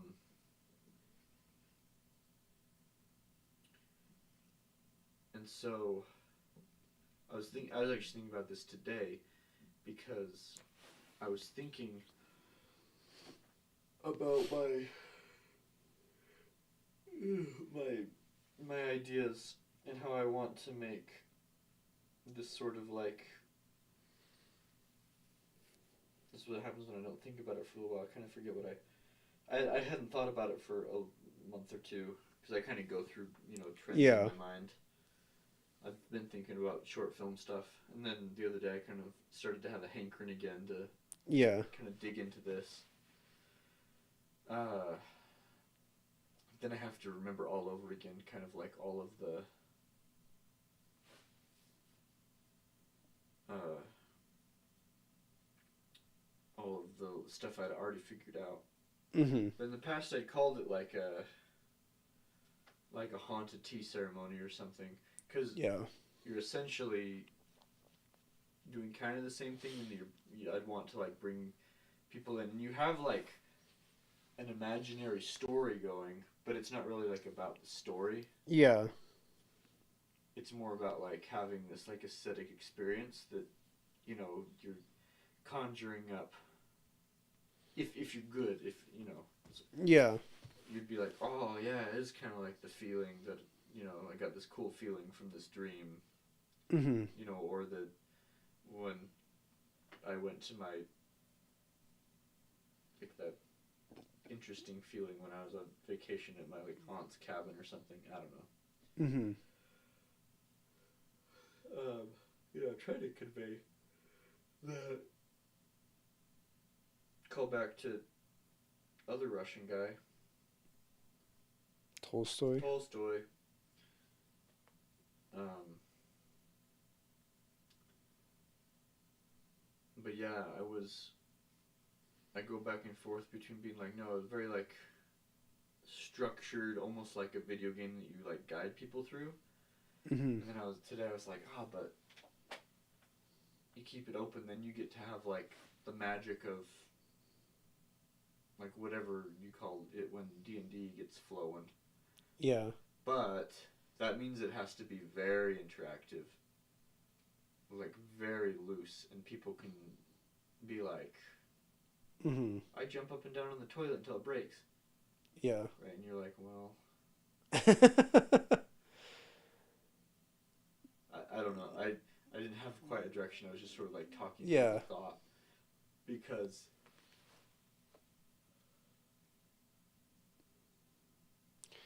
Well, I mean, it's almost like, I mean, if you think about it, it's like having a haunted house, but it's not a haunted house where you're scaring people. It's just like, oh, what if instead of getting people scared, you're making them like feel pleasant, I guess, or like wistful or yeah, some yeah. It's kind of what I'm. different kind of emotional focus Yeah. on like the experience rather than just like feeling on edge. It's like what how could you accomplish something like that?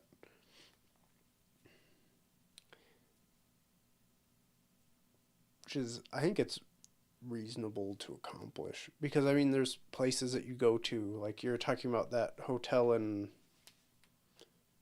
New Orleans where it's Yeah. like it has character and it's just because of the nature of the place. Yeah. Having a space that evokes that.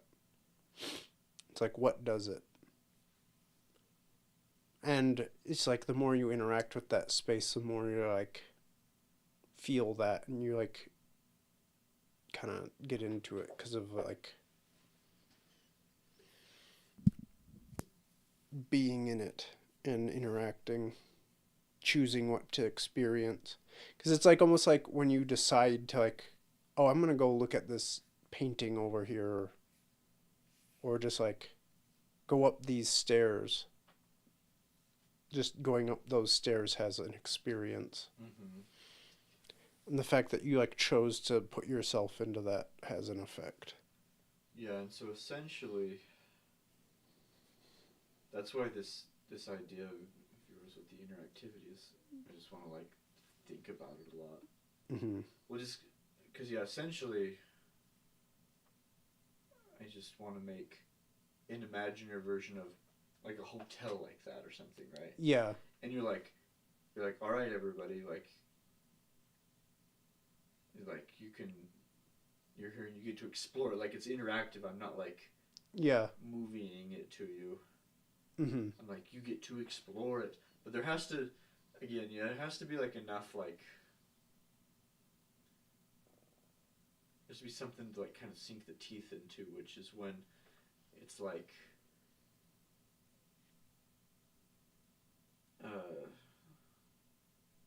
like the bare bones of kind of a story, and that there's like things happening there, Mm-hmm. but it's kind of vague, kind of like a dream. But also, it's where it's like, can it be not a game, or does it need to be a game? Because, and I don't know, it's not necessarily even bad that it would be a game.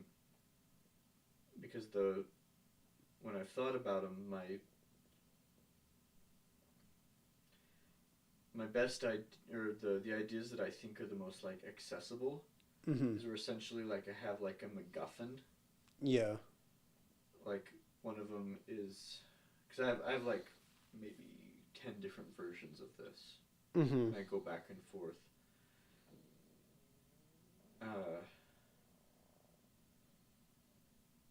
But the ones that seem to be like where I'm like, oh, I could make this and like make it for people, and they wouldn't just be like, what the heck is going on? Yeah. Is where like there's one where you're at your great aunt's like old mid-century modern type house. Mm-hmm. To kind of, again, what I'm trying to convey is that like, some like kind of like the feelings that get in an old house like that. Yeah. Um, but the story or whatever is that she's like, hey, once you've dropped your stuff off in your room, like, I'm gonna run out. If you want to just hop into the kitchen, I've left some cash, and there's like a pizza place. If you just want to call them and order some pizza, I'll be back in like half an hour. Mm-hmm. But then when you leave your room, like it turns into like a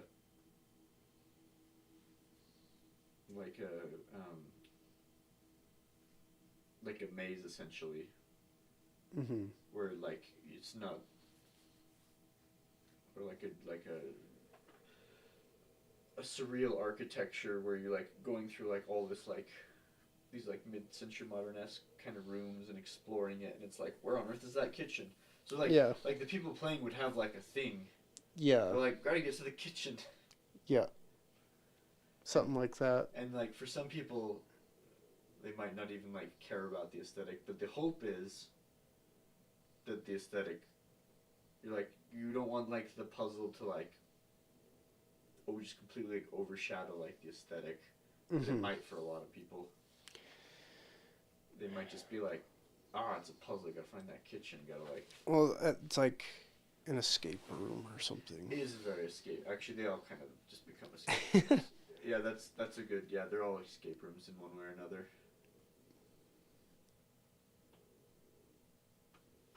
Yeah, I don't know.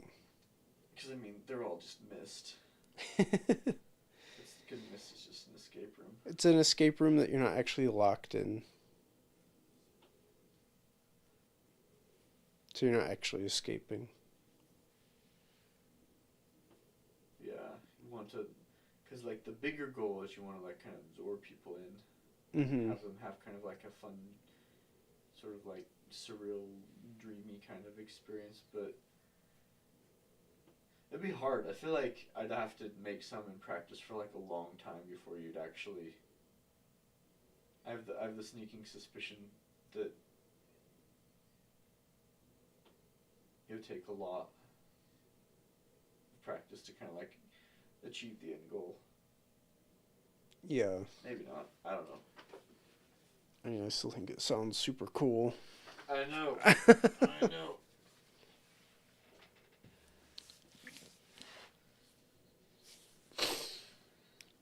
I always forget to think of it as an escape room. I feel like I think you've actually said that exact same thing before, and I'm like, oh yeah, it's totally just an escape room. But it's like a digital escape room. Yeah. Because I'm like curating it on a screen. Mm-hmm.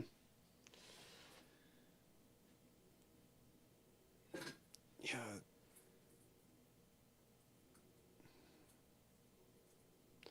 You almost just need something where you have a lot of like detailed things to like look at or something. Like make it almost like playing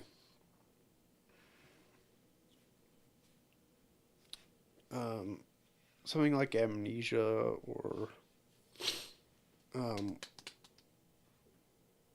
what's that one Lovecraft game? There's a bunch of them. But where you're like doing like detective type stuff and you're looking at stuff in the environment and almost as like a room where you can pick up every object and like look at it. Yeah. And they're just detailed and have a lot of character to them. You're not even necessarily like solving a puzzle. You're just like in here hanging out. It's almost like, you're at like your grandma's place and you like notice like some antique thing and you're like, You just like pick it up and you're like looking at it and it's like an old coffee grinder or something. Well, that's like the ultimate. That's like what I wish they would be. Mm-hmm. Like the great aunt thing is straight up like that kind of scenario where you are traveling and you go see your great aunt that you haven't seen in forever. Mm-hmm. Maybe you've never stayed at her house. And she's like, hey, I'm going to head out for a little while. Make yourself at home. And you've got like this like cool, almost kind of spooky old house like all to yourself. Yeah. And so you kind of can be like a teeny bit voyeuristic, like you get to like look at Yeah. stuff on shelves. And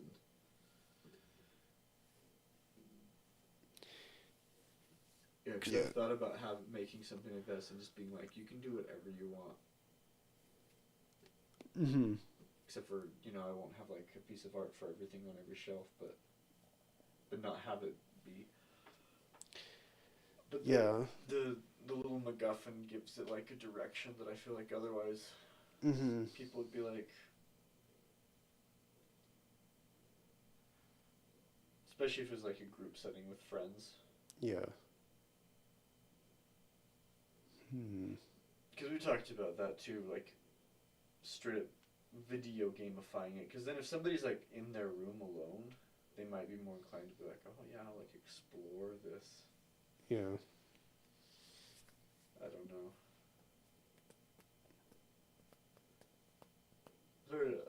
Sorry to rehash my thing again. It's like the third time. The perpetual problem to figure out. Yeah.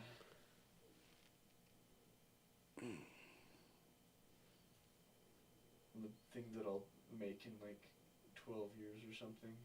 Because I was talking to Madeline about it, and she's like, you just have to be patient because you're raising kids right now, but eventually they're going to go to school, and you're going to be like, oh wow, I have like 8 hours of free time suddenly.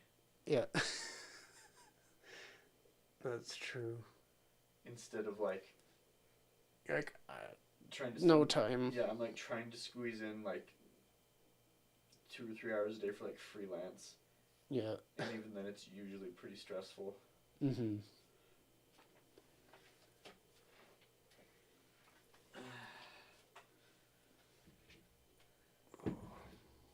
But I don't know.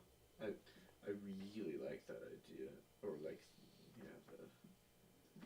it's interactive. What else is it? What is that? What is like the medium of video game? Could it be more than video game? Whatever it is. There's no good term. I'm not satisfied with anything. Unsatisfactory. Oh my gosh.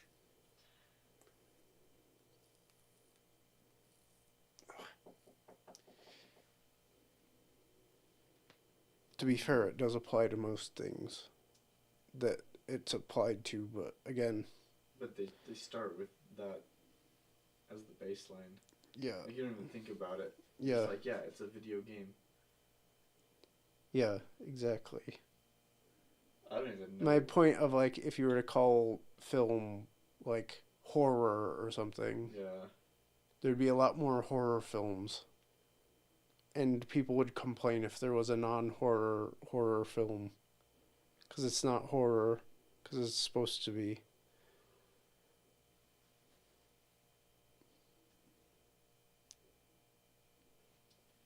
But there's not a good term. Yeah, if just, you were to be like, hey, let's get together. Besides, like, maybe it would just be game. Because there's things that would fall into the category that aren't even on a computer or anything.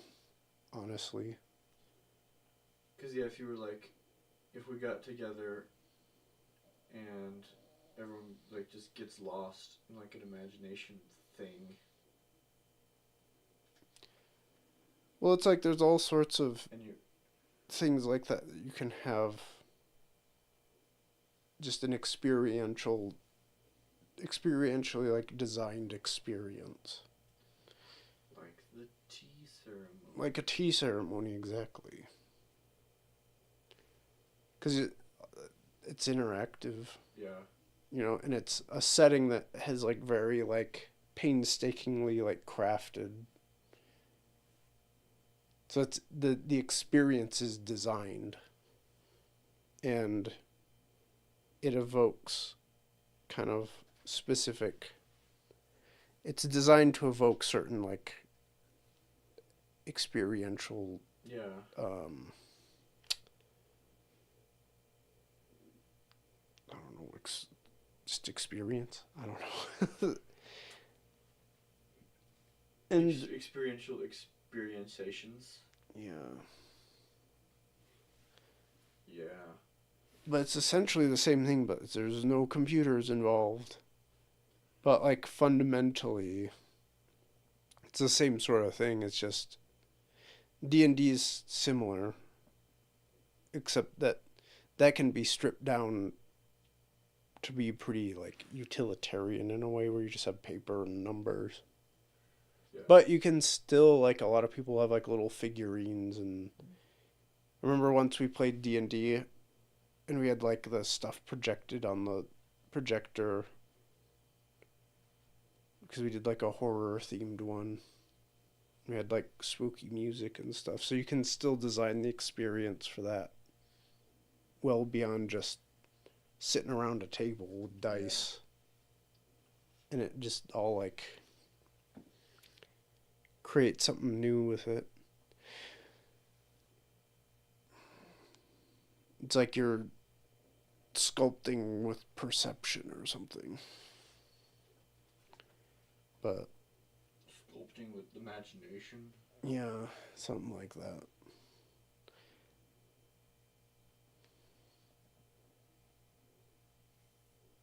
Yeah, because all my favorite games are the ones that I had that aren't the ones that aren't Dota. Mm-hmm. Are ones I had like a really immersive experience with. Like the first time late at night, I just randomly downloaded Don't Starve.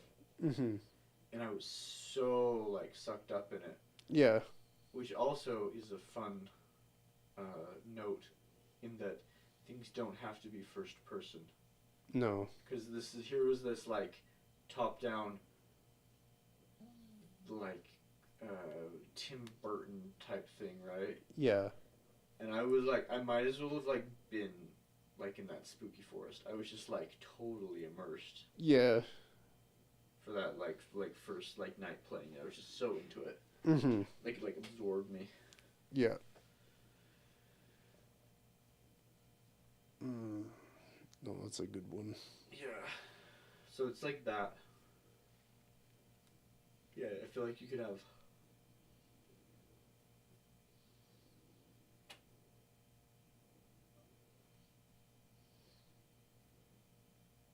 Yeah, it's like having your mind like absorbed in something, which can happen like a lot of ways. Mm-hmm. I'm gonna say that's like some meditation stuff. Yeah. But like thinking about it in that. Yeah. In that you're like, yeah, but Stardew Valley did it to me. Yeah. I mean, it can happen with all sorts of games. Yeah, or you all know, sorts like, of ways. Yeah, when like the D&D, like I said, my best experience, because for the most part, I found D&D to be more of a hassle. Like I don't like playing D&D very much. You need like the right circumstance and group. Yeah.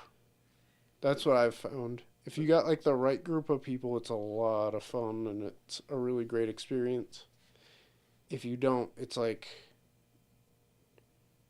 kind of a chore. Yeah, because I found those few moments where I felt like it was like with my siblings where I was like, oh, here I am like leading these people on this like magical imagination adventure yet again. Yeah. It was really, really, really great.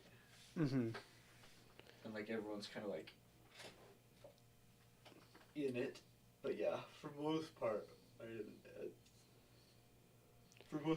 found it roleplay games to be tedious and obnoxious. I don't know. I thought it was a lot of fun on the car trip Yes, where we did like the really stripped down one where everybody had their like little mini one-off things that we did. Yeah, I mean honestly, those were a lot of fun. So I've done a couple quick one-offs with some friends from Cache Valley, mm-hmm. and they were almost good. I needed like way more preparation on my part because I kind of just like had like a cool idea and I winged it, and it was like, but that's my favorite way in theory is I just want. It was inspired by the ones, and I was like, dude, these just do it like one-off. Yeah. And we don't need to spend 5 hours making a character sheet. I'm like, hey, your name is Steve, and you're like an adventurer. And here we go. Yeah. But even with them being kind of crappy and kind of like bungling, it is fun to like watch people very quickly like inhabit a. You just like give them a. It's almost better when it's like, okay, you're this character now, so they have to like take on that role instead of like them almost having like decision paralysis when they're like, all right, here's all your options. You can be all these different classes, and you got to roll these stats, and you got to assign these things, and pick these feats and your stuff. And it's like, no, you're Steve the elf, and you have a sword. And here's some stats for your guy. There you go. And then maybe we give him some like random thing where it's like he's scared of spiders. Yeah, people get into it way fast. Yeah. It's like, all right, I got like this basic information on this character now. So, yeah. No, I remember doing that on that car trip. It was a lot of fun. It was just so stripped down and like loose from like what actual D&D is or any other kind of tabletop thing. There was no rule book, no monster manuals. Just did we even have like D20, or did we just have D? Coins, don't worry. I think we just had. I think we had dice. Do we have dice? I think we had like some D6 or something. We might have had a D20. I can't remember. I know it was like really simple though. So we learned that. And there was no character creation. It was just like basically you either got assigned or you got to pick from like a small selection. Yeah, you're very quickly like, I'm Timmy, I'm a kid. And then there's dinosaurs. Yeah. Yeah, and we also learn Eliza, I know you're not here, but we learned Eliza's murderous. Yeah. In her heart.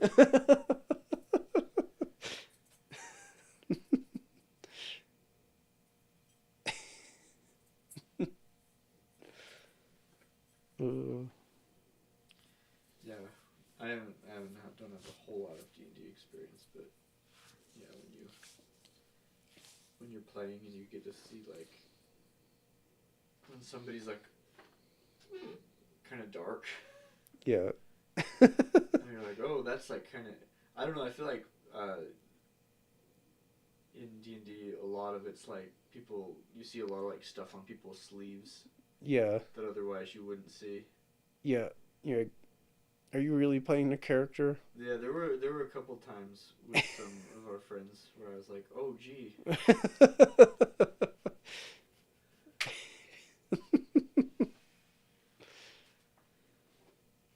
I guess those are the murder hobos. I guess. I haven't played enough D&D for that to be like something that I've experienced. That thing you always hear about where they're like, oh yeah, I played and the whole group was just a bunch of murder hobos. That's always. It's always there's always somebody. Yeah. No, yeah, depends so much on the group of people. I remember playing D&D, the worst was when you'd have somebody like try and min-max stuff or like get really nitpicky about the rules. It kind of like kills everything. Yeah. You could be having a great time, all of a sudden they're like, well, according to the rule book, like this has this effect, and technically I can do this 3 times a day, and I've only done it once, so, and you're like, like, well, actually I'm 33 feet out, and your, like, cone of acid spell only reaches 27. It's like, I looked at the monster manual, this creature shouldn't be able to do that, and the DM's like, well, I'm saying they can. Yeah. And like, yeah, but in the rules it's like, come on. You're getting too I would just lawyery about this. Yeah, it would be interesting to play it if you had everyone on board, Mm-hmm. like, be really hardcore about that. About the rules. Yeah, it would almost be more. It's like, all again, another thing I have not experienced. But when you hear people talk about like people who want D&D to be like a war game. Mm-hmm. I mean, there's ways to do it. Yeah, but I feel like that's kind of you would. If you were really into that, you could curate really like technical battle scenarios for people to like. Mm-hmm. That'd be kind of cool.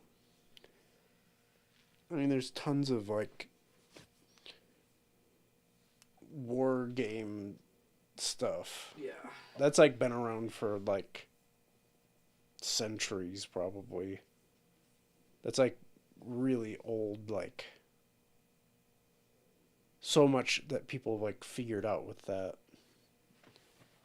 Warhammer, one of humanity's oldest games. Yep. The original game. Yeah. Look, we found ancient. Just ancient Sumerian clay tablets talking about Warhammer. Yeah.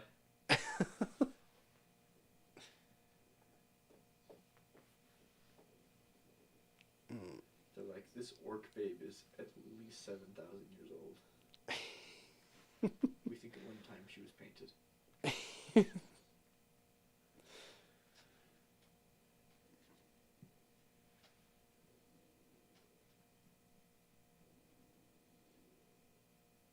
I like when people find stuff that's super duper old. It gives me like some sort of like, I don't know what you call it, like cultural vertigo. Mm-hmm. And they're like, this like thing is like 10,000 years old. Even if it's not even that old. Like, I remember going to the BYU, to the MOA. I wonder if it's still up, but they have like all the like religious art in there. Uh-huh. I kind of get that feeling when I like look and be like, oh yeah, this is a painting of Jesus and it was painted in like 1483. And you're like, oh my gosh, this is like a really old painting. And you're like, it still like looks good too. And you're like, you're kind of like, it's like you like can't believe it's that old. Like it doesn't seem possible. And I'm always like, with those things, I'm always like, should I be in the room with this? I know you're like you're like I literally could just like reach out and like rub my hand on this thing, that's like 600 years old. That's how I felt in the Peacock Room, even though the Peacock Room is not. It's not even that old. But like, the Peacock Room, you could easily reach out and touch anything you wanted, and you don't. Well, I'm sure some of the vases and stuff in there are probably pretty old. Oh yeah, probably. But the room itself is, what, like 100 years old or something? A little bit old, roughly. I don't know exactly when it was made. It would have been. I don't know either, but it's around about turn of the century ish. Yeah, probably a little before. 18 something. Late 1800s, maybe. 1890s. That's somewhere in there. Civil War something or other. I don't know. Post Civil War. I don't. Yeah, it would have had to be late because Whistler was like right at the beginning of. Of like playing. Because I know late 1800s, early 1900s was when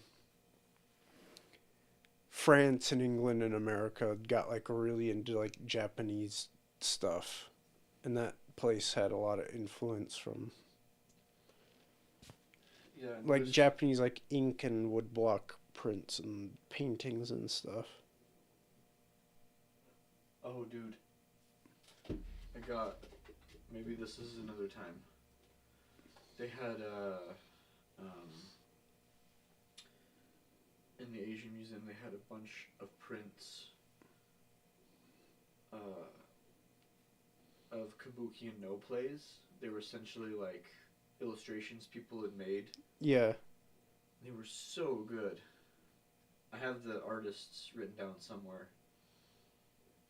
But I was gonna completely forget to tell you about that.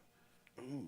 I'll have to show them to you or give you the art so you can look up. But yeah, they're like illustrations of what's happening like in the plays for like. Yeah. Oh, I sure didn't. I took like 2 whole pictures. Okay, well, Because I know most of the it was like a lot of them artists were I more follow interesting. They were like some really intricate ones, but they were straight up just to be like, I don't know, put in like publications to about like pamphlets or magazines or whatever. But some of them were so cool. their print. Yeah, Is it just this one? yeah. It's just the No. one before it is the The one of the people. I thought I took more pictures of them, but apparently I did not.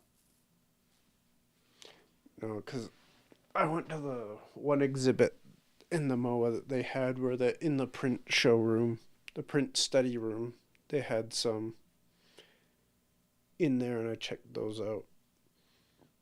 And they're really cool to see up close. It's kind of crazy how different it is, because I have like those books. Yeah. And I saw actual original prints of Hiroshige and Hosokai, Uh huh. and it's like not the same.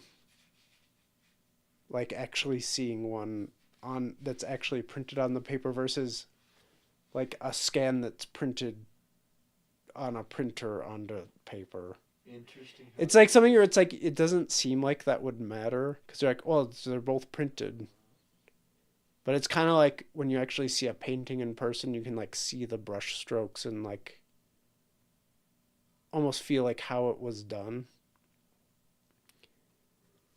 So it's just fascinating to be like, oh, I can like tell like almost like how this was like carved out of the block from like seeing it up close. This is part of that too is like I've done actual like block printing, so I'm much more familiar. So it is kind of like knowing how to paint and then looking at an oil painting and be like, I can see kind of what you're doing here. But still, because I don't know how to describe it. Like you can almost tell like what order they like did the different layers in and stuff. That you kind of lose in whatever scanning process or something. But it's like kind of crazy how much detail they get on some of those though. Is it kind of crazy? Vaguely knowing about it just because of you, when I saw all those prints, I kept thinking about that. Like I was just like, technically, how is this done? Because it's so much going on in some of them. I don't know. They're really good at it, and also their system was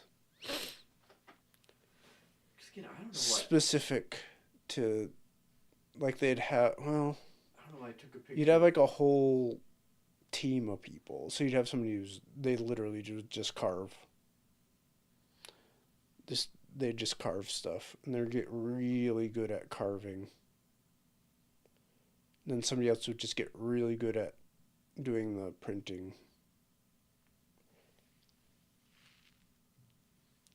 Cause that's kind of that one right there that you showed me is from like so there's around about that time there was kind of a revival of block printing because it kind of died out for a while. And there was 2 different schools of thought on it. One was like, I can't remember the term. I'd have to look it up again. It was basically like having artists that would do all of it, which is basically what I do, where it's like they come up with a design, they carve it, and they print it themselves. And then, which is kind of like the new, I guess, avant-garde block printing in Japan. And then like a return to like traditional like publisher like printing house where you'd have a publisher some rich guy basically fund an artist and a team to like produce the prints. Mm-hmm. I know that was called, I think, Shinhanga, so it's like new printing or block printing. So it's more in that kind of traditional production method, but they'd have like way more kind of modern aesthetic to it. Actually, some of my favorite stuff is from that time. A lot of the stuff when we Like, were going through there looked very. and a lot of it was made specifically for like export. It looked almost proto comic book. Some of the stuff. Yeah. I don't know how to like describe it, but it was.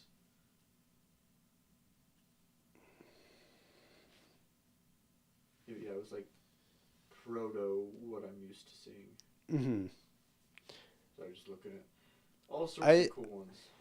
I mean, I'm pretty sure a lot of like design thought in the way of like approaching like solving design problems for the eventually things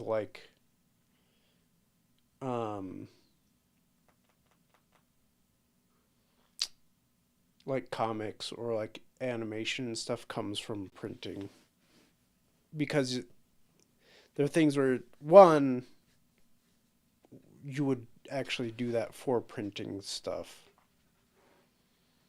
but also for like animation you need to be like really economical with your designs and whatnot. Yeah. And kind of a lot of those problems were solved in printing, like block printing and stuff, because you also had to be economical there, because you're like, okay, how do I get the most out of like the fewest amount of like colors and stuff that I can use, because it is a huge pain in the butt to produce an image. Yeah, you can absolutely trace the lineage, like back through animation, back through like American comics, probably back to like poster making. Yeah, you're gonna. Yeah. It's yeah. It'd probably go that, and then it'd go to like I can't think. There's a really famous French lithographer. They had a whole exhibit at the MOA, but like that guy. That's what I was and like Alphonse Mucha. Yeah. Like those guys, and then from them, you would have connections into like Albrecht Dürer and also like Japanese woodblock prints, because they would have been influenced around that time by Japanese stuff, because again it's like that like crossover point. Yeah. So like all like feeds into like this sort of like graphic design kind of thing for like solving visual problems in a way. Yeah, like in like the most efficient ways. Yeah, like how do you a little tissue. There's some paper towels. That's right. I was like paper towels, some up. Okay. Yeah.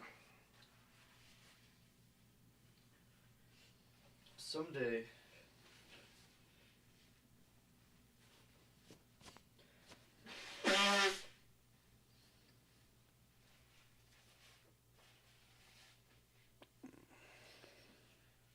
we should have Mike Grover and talk about like the history of comic strips, because that's super interesting. Mm-hmm. Like those, you know, like how they essentially used to get like entire pages of newspapers, and newspapers were like yay big. Yeah. So they had like these big beautiful illustrations across the back. Yeah. Instead of like a cramped tiny little sad thing that only people look at on like Sundays. Yeah. Even though it's like kind of there other days too, but yeah, not really. And it's like yay big. Yeah. Each panel's like this big. Yeah. if you're lucky. Just it's all itty bitty and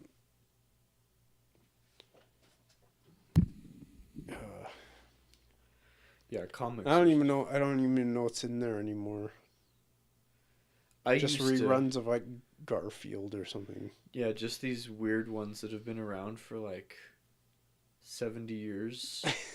And it's like, who reads Beetle Bailey? Nobody, but somehow it's still there. Somehow it's still there. Somehow Hagrid the Horrible still exists. And like Prince Valiant. Oh yeah. And you're like, somebody's being paid, but like it's like the guy that makes Prince Valiant still getting paid like 2 cents a issue or something. He's like, it's swell pay. And he's like 200 years old.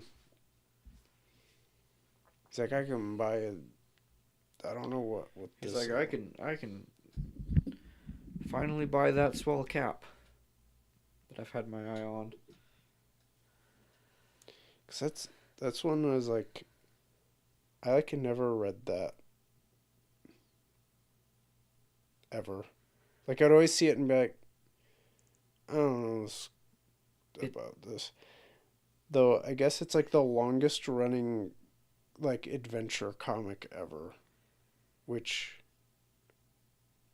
when did it start?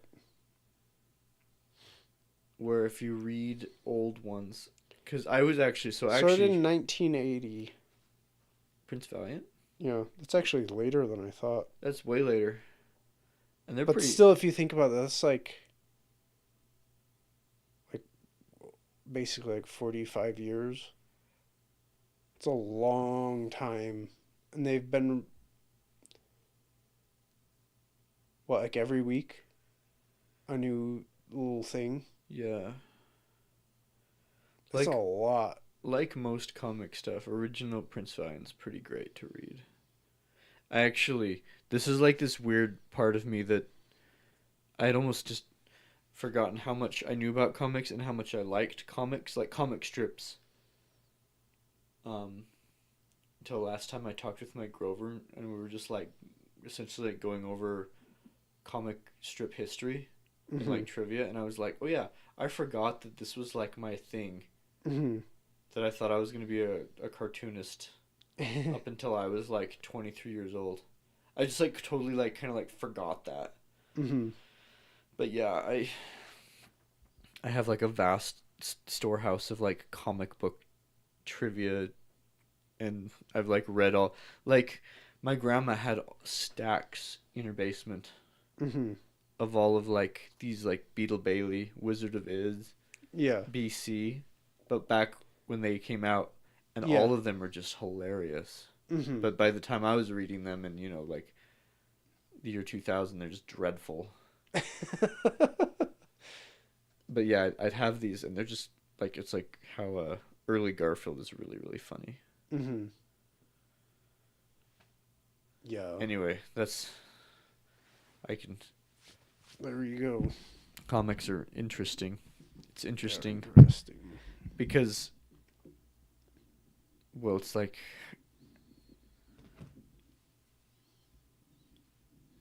you could call it like a pretty like original American medium, but like you're saying, you can just trace it farther and farther back. Like, where does it actually start? Yeah. Who knows? I don't know. I'm sure there's like some... I mean, there's been like cartooning for a long time. Yeah. I don't even know where you could say it starts. It's kind of vague, actually, because you could argue like little like illumination illustrations and like medieval manuscripts are sort of comic strips in a way. Yeah. Either just to be funny or maybe even making some kind of commentary or something that's in there. Usually just being goofy, but because like a lot of times it's just like, yeah, in this Bible, I just decided to draw this like dancing cat. Why? I don't know. They're just like, it's just there. They're like, Like, all right. you know, and they're these works of like magnificent craftsmanship, and you like have to get out your magnifying glass, and you're like, oh yes, they're jousting on snails. Like, yeah. like some monks were very talented, and also like old Board had a sense of humor. Yeah, Yeah, we're still that's going. interesting. I didn't even know anybody was still watching. Oh, are you at work? You back? We're still talking about whatever. We talked about all sorts of stuff. Yeah, it's probably about time to wrap it up. I know. Starting early was way nice. It was nice. I don't feel as like dead. Yeah, because it's only 11, whereas instead of like 1 a.m. Yeah, like if I go home right now and go to sleep, that's actually pretty decent. Although I technically have a lot of work to do, but I don't. Problem is, it's so nice to do it at night. I'm like kind of in the zone. I'm not interrupted. But then I stay up, and it makes the next day not great. Well, tomorrow's Saturday, if that helps at all. Not that that matters that much if you're doing freelance work. Tomorrow's going to be a busy freelance day, and there's all sorts of family stuff I'm going to.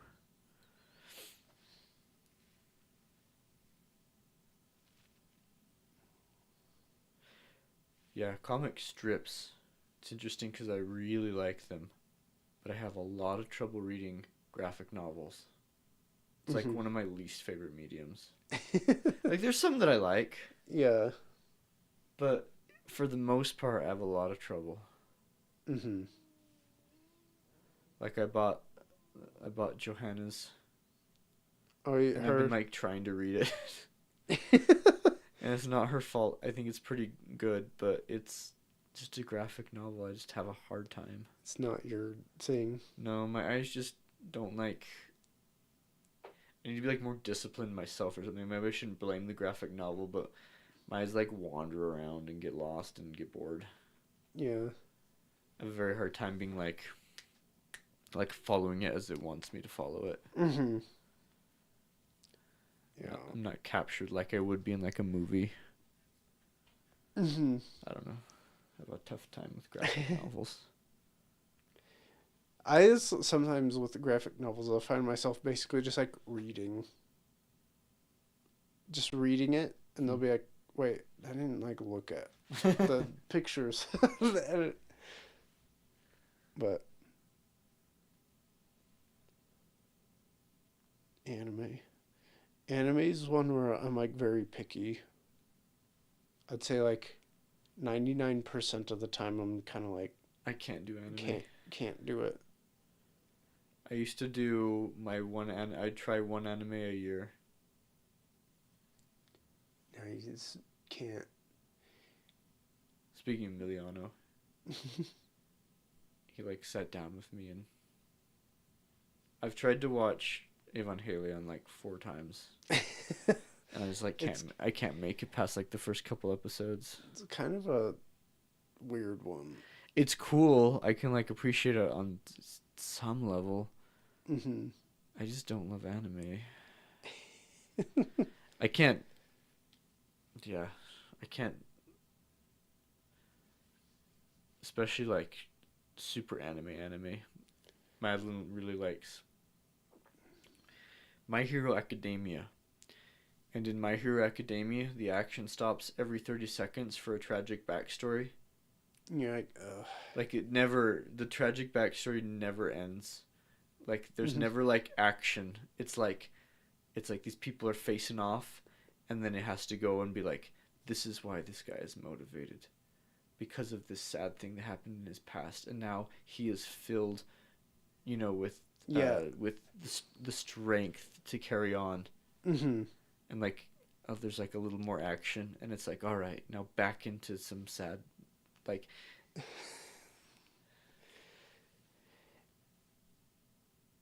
It depends, because there's a lot I don't appreciate. Yeah, there's a lot of just stupid anime. Although most of it is stupid. When I was doing my yearly anime attempt, my very favorite one was just One Piece, because it was just it's just shenanigans. Weird. Yeah, it's just goofy. Yeah, I actually, because all the other ones I was trying were like these big, heavy, famous ones. And then I tried One Piece, and I was like, this is sort of like a breath of fresh air.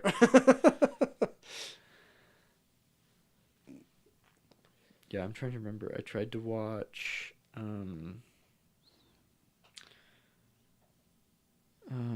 What did I try? I tried to watch Samurai Champloo. Which I watched that one. I didn't like it as much as I thought it would. I kind of didn't care for it. I had high hopes. I didn't make it very far. I watched through the whole thing, and it was kind of like an obligation watch, in a way. I've done a few of those. Like I watched like all of Dragon Ball Z, which I actually kind of enjoyed. But it was kind of quite a slog. But it was like one of those things where it's like, this is such like a culturally prevalent thing everywhere that I feel like I almost felt like an obligation to kind of at least like have it going while like worked on stuff. So at least kind of know what's going on. So it's like, oh, I get it, I guess. But I was also like, there's other of that type of show that I actually liked better. But everything through Freeze is pretty groovy. Yeah. And after that, it sort of is like, well, I guess we'll do this over and over again forever. Yeah, that's how I felt. It got to a point where my thing about that is what was fun is that you could like feel like the intensity of it because you had like a really firm understanding of like where these different characters were like power wise, like who could beat who, and like you had this whole range of casts where it's like some of them were very weak, some were very powerful, and so when you'd have somebody powerful show up, you'd get a good feel. So with Frieza, you're like, oh, I can understand relative to everybody else how powerful he is. And then after that, it kind of like gets really muddy. And it gets into like ever escalation mode. Yeah. To the point where it's just like, this doesn't register anymore and I can't make sense of it. But yeah, I never watched. So it kind of. I never really watched too much past that. I just had a. I think that's the kind of the best section. Because I watched a lot, not even that much at the beginning. I watched a decent amount because I mean when Vegeta shows up, that's pretty interesting. Yeah. And he's because that's the first part. Yeah. And he's like the first like big bad guy. Yeah. Of the series. But. What else did I try and watch? I mean, I don't need to go through each and every one of them. I mean, Fully Cooley's groovy. But there's like not a whole lot to watch. Kind of perfect that way. I know. Because you watch like all, 14 episodes of it, and you're like, well, that was nice. Yeah, you're like, oh, that's done. It's good. Yeah. That's how I felt with like Cowboy Bebop. I know some people don't like it as much. I enjoyed it, and a big part of it is because it wasn't that long. Yeah, I liked Cowboy Bebop too, but not. It doesn't like go in like my pantheon of favorite anythings. I enjoyed it, but I do like it. And again, they kept it contained. Yeah. It doesn't get too crazy. But yeah, there's a bunch that I'm trying to remember what the ones I watched were.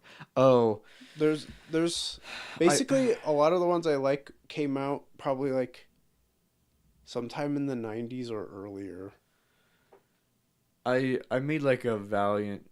Yeah. Well, okay. Backtrack to what you said. I love the aesthetic of all of those a lot. Mm-hmm. Those 80s and early 90s animes. Mm-hmm. I have a whole like Pinterest board of it just because I like looking at it. Yeah.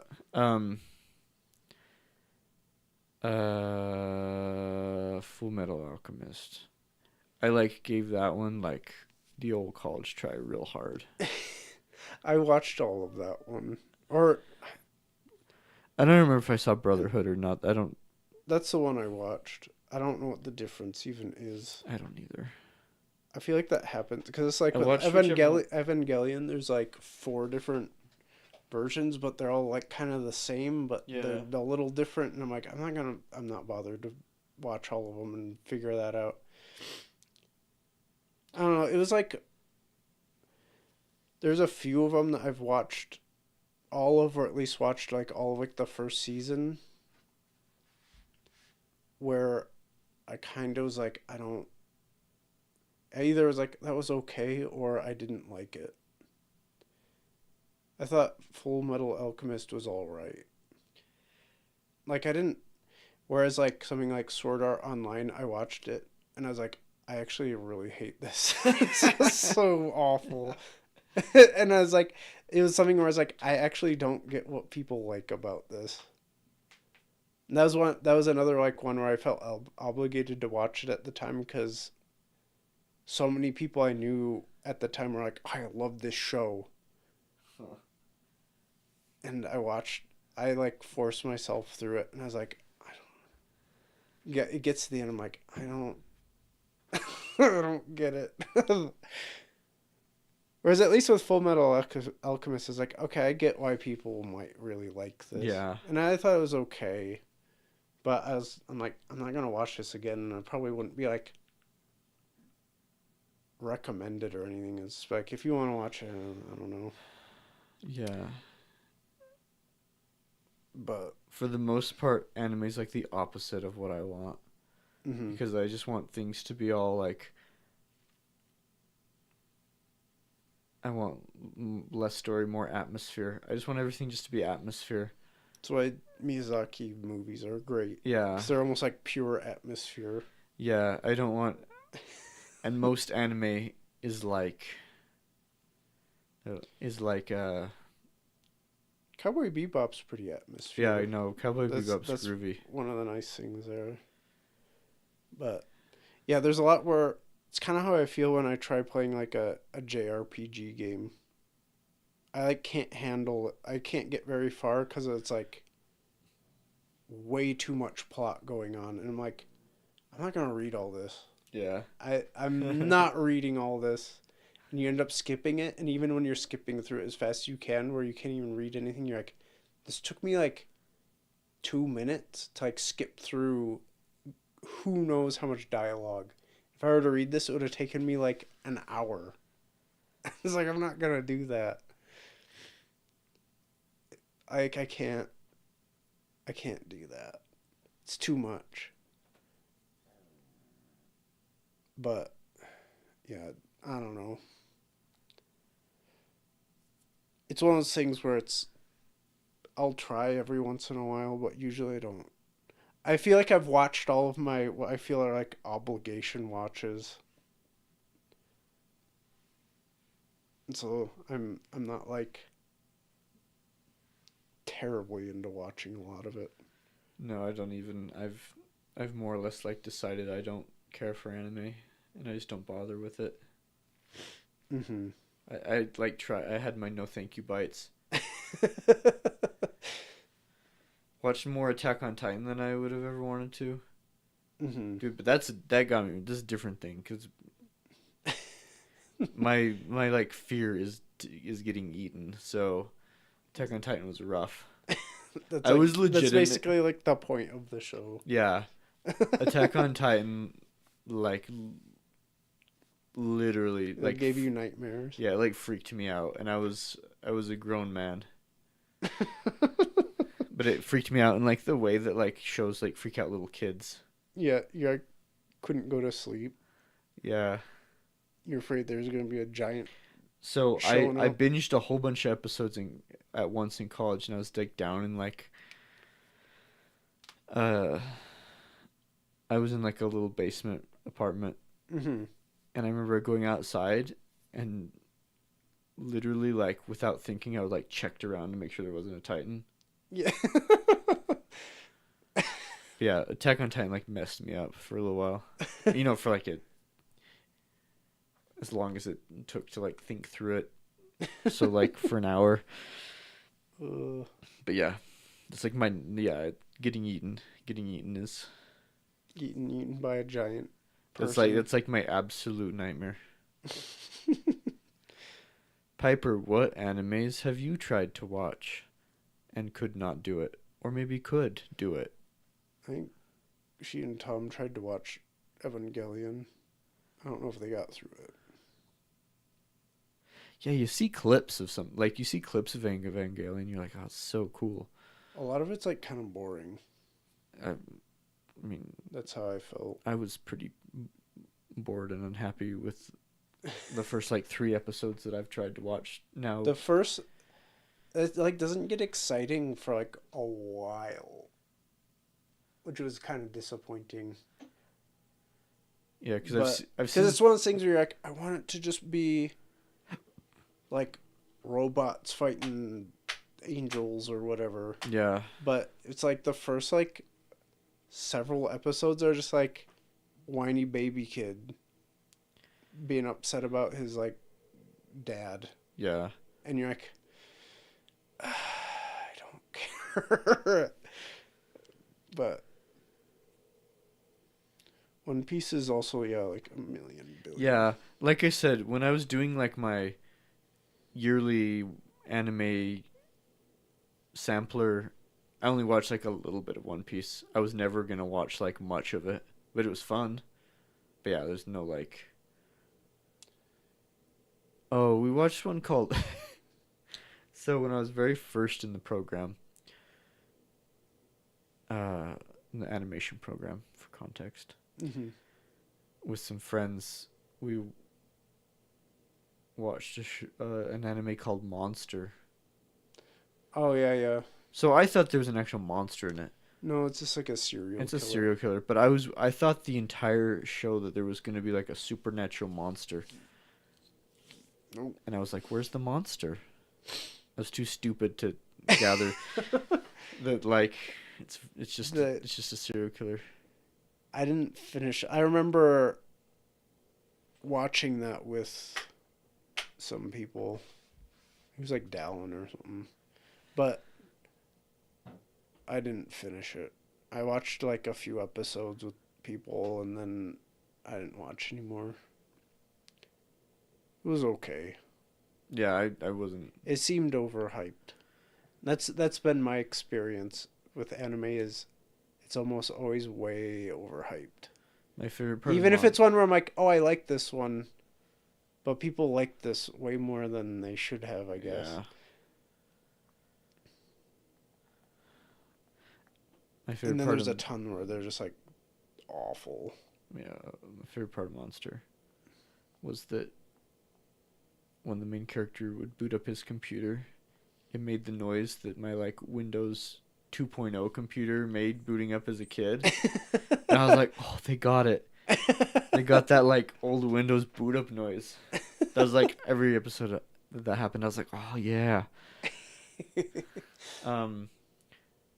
What was I thinking of an overhyped something or other? Oh yeah, because Madeline is not like too much into anime, but she watches a few of them fairly regularly, and I feel bad because I don't want to be a snob, but man, my eyes just like roll around in my head the whole time Mm-hmm. because they're just again very very melodramatic. Yeah, I'd say generally feature-length animes tend to be more Yeah. consumable. Again, like Miyazaki, but also like was it Perfect Blue was Yeah, really good. That's like I was thinking Perfect Blue, or that's the thing is I've only seen like the big famous good ones. Yeah, Like Akira. yeah, Akira was really good.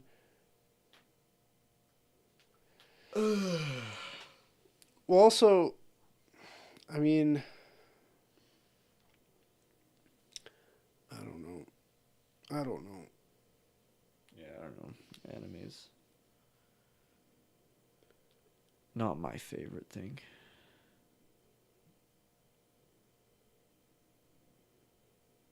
Well, even in Japan, I don't know, but it's definitely way more popular than here. But even then, I don't think it's like, oh, everybody's really into it. I think it's still like kind of a. It's just like a major like subcultural interest. And it's still kind of like here, where generally cartoons are more of like a kids thing. K dramas. I don't know if I've ever like sat down to watch a K drama Years by and myself. did you Still going. wait, I don't know Madeline? how we ended up. We've been going way past when we intended. I know we were about to be done, but then Madeline, I threw you under the Then bus. Piper showed up. Piper showed up. Oh and yeah. said something about anime, and then we started talking about anime. Yeah, we were almost done, man. Yeah, I don't know. But yeah, Madeline, I threw you under the bus because we were talking about anime, and I was talking about. I didn't throw you under the bus. I threw. Anime. I threw.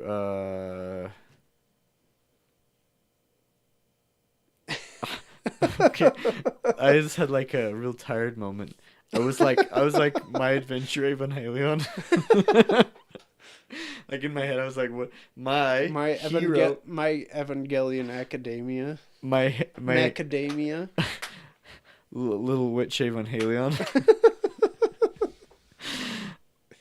I used My Hero Academia as my example of like the most stereotypical anime where they have to stop and have a sad backstory moment every 30 seconds. And they just like it just like builds up this non-stop like tension of sadness. Very, very melodramatic. Oh, so melodramatic.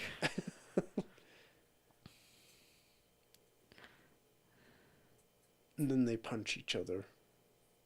Well, like yeah, then there's like a burst of water action beams. and somebody gets hurt or something. And they're like, And oh then no. yeah, then both parties have to stop and cry.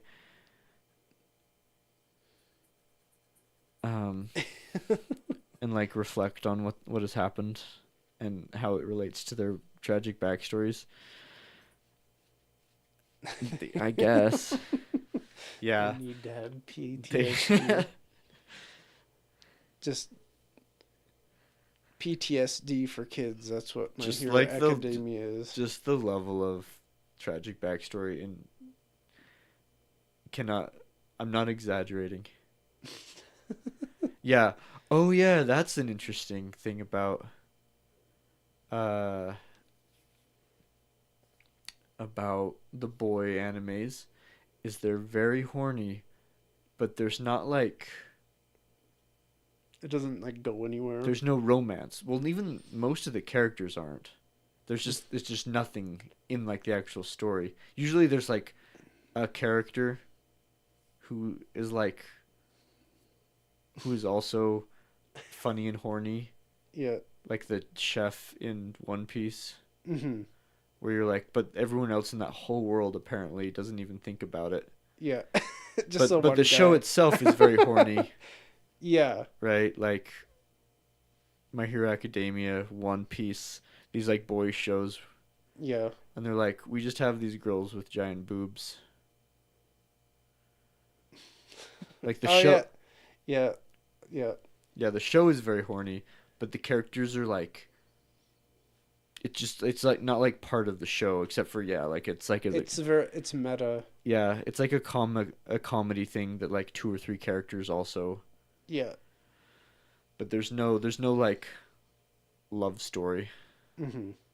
Yeah, we were looking at a thing about that the other day. That's kind of interesting. I was like, huh. Not like a. I mean, it's for teenage boys, so it's not Yeah. that surprising. But it's like how.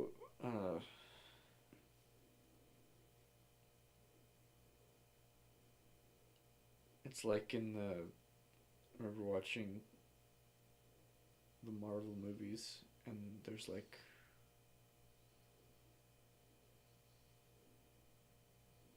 They're also very like. Sexless. Mm-hmm. And when there's like a love story, it just kind of is like it's like they like threw it in there. It has like no oomph behind it. Yeah, it's. Yeah. I know what you mean. Yeah. It's like, why did they even bother? Yeah, things like that. Things like that are weird. Yeah, because it's almost like when it comes up, you're like, wait, what? You're like, I don't. It's like, where's this coming from? Yeah, well, because it was one of the last things I watched. I don't even remember which not episode, which movie it is, but they were like, oh, also the Hulk and Black Widow are in love, and it happened off screen between movies or something. And you're like, what? And yeah, you're like, sure, I don't care. You're like, because it it's like, happened sure, off I screen guess. between movies. Yeah, you're just like, oh, sure. It's not like the point of any of these movies anyway. Yeah. It's like, why is it here?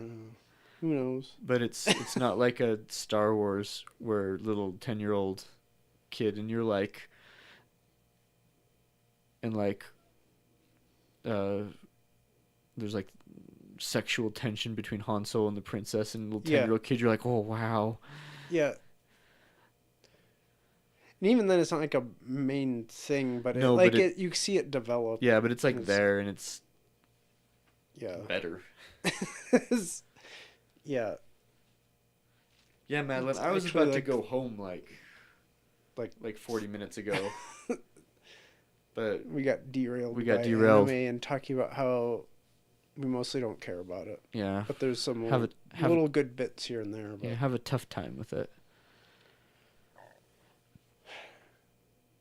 So it's like I don't have a problem with it, but I don't care about it a whole lot. I have a problem in that, like I said, it's just not like what I'm looking for usually. Mm-hmm. But Madeline, I was telling him about how I thought there was a monster in Monster. I was really looking forward to the monster. And that's absolutely sincere. I was like, boy, I can't wait till like the monster shows up. It's like the last episode, and you're like, wait a second. The monster was the friends we made along the way, and or like the serial killers we saved. Yeah, it's like not my. It's like everything I don't want. Which in a weird way. Yeah. In a weird way, it's. I actually really like Shakespeare, but Shakespeare's kind of like there's a lot of like monologuing about our feelings. Mm-hmm. I just remember when I was doing my anime watches, I'd be like, this is like kind of Shakespeare-y. I mean, probably. Because yeah, like it's like action stops, or you're like in the middle, and Hamlet's like, all right, now I gotta like be conflicted about this in my mind for a little while before we continue on. Yeah. Maybe it's a formula that works. Yeah, maybe it's just that Shakespeare is written by Shakespeare, and most animes are written by who on earth knows who. Some like overworked guy who's smoking too many cigarettes. Who's been like basically locked away in the same like little tiny cramped studio for like the past 30 years.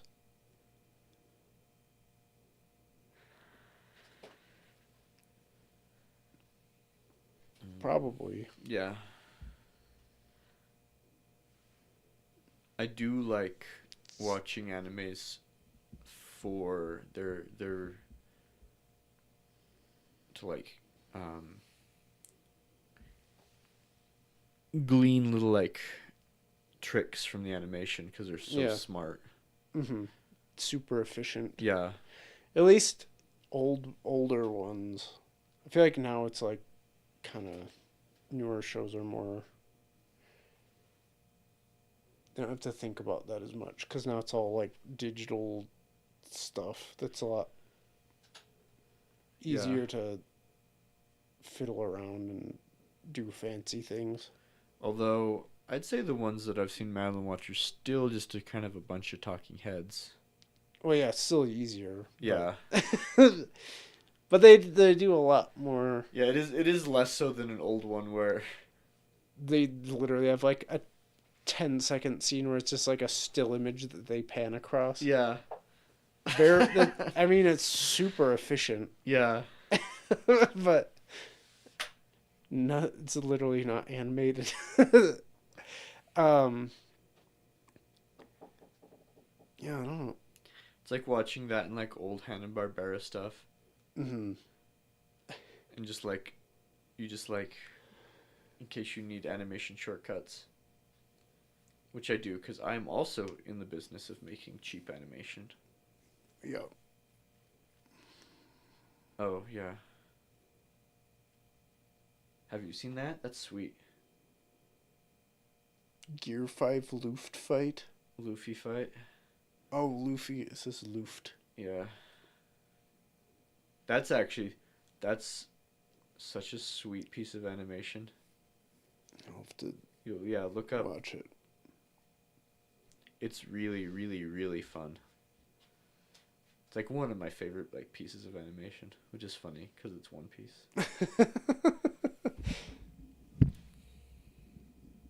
You gotta put all your budget in the right spot. It's one of those things where you're like, honestly, you've been like the top anime for how long? You can afford to like splurge a little probably. Yeah. And like have just a spectacular, beautiful piece of animation. Mm-hmm. Or if you're Steven Universe and you just pay James Baxter to animate like 2 seconds of beautiful animation. Yeah. There's like a thing where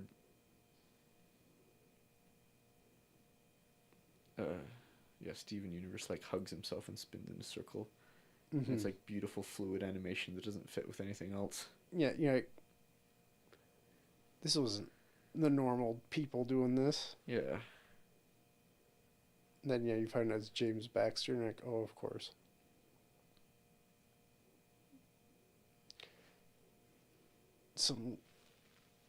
Of course it was him.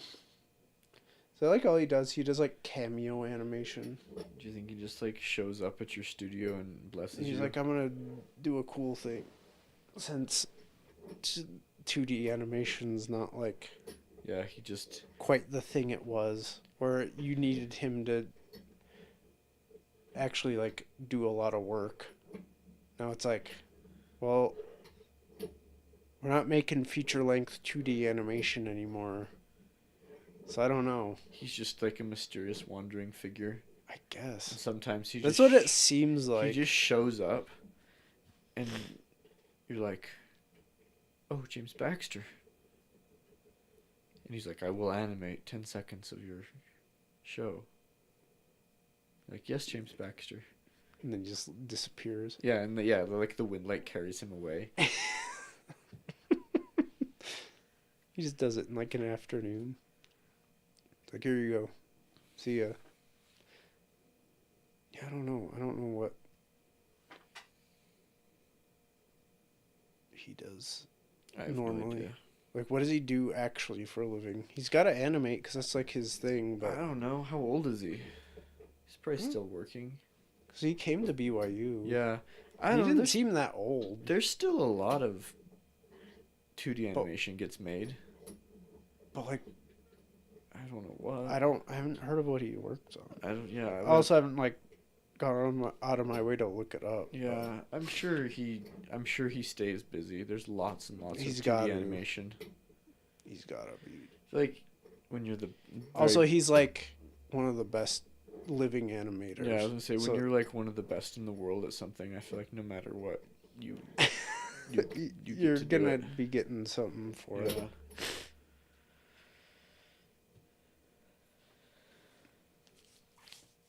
He's 50. That's not even that old. How do you know that? What, are you his buddy? You think you're cool? How could you possibly know that? You have a guidebook? Yeah. The James Baxter guidebook. Let's see if it's true. Okay. Who?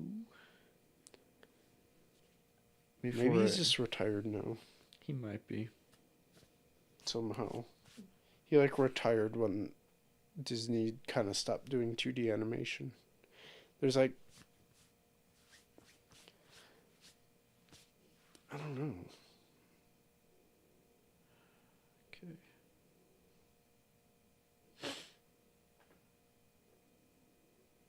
Yeah. Okay. I wanted to make sure.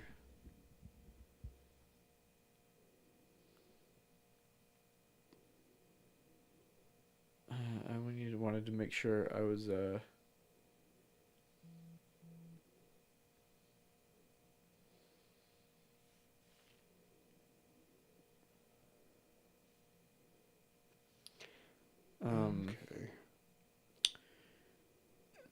my trivia. Yeah, he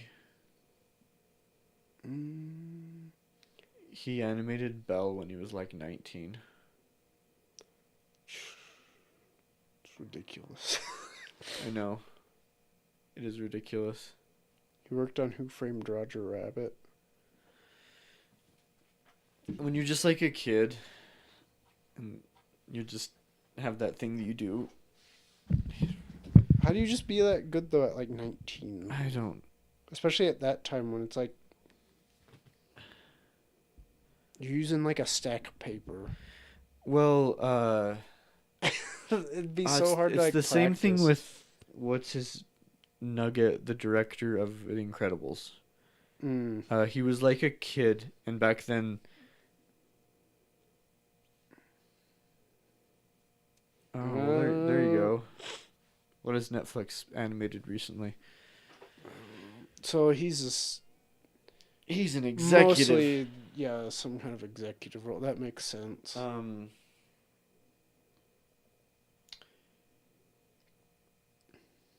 Brad Bird. Yeah. I think they had similar things where essentially like they're kids who are super into animation.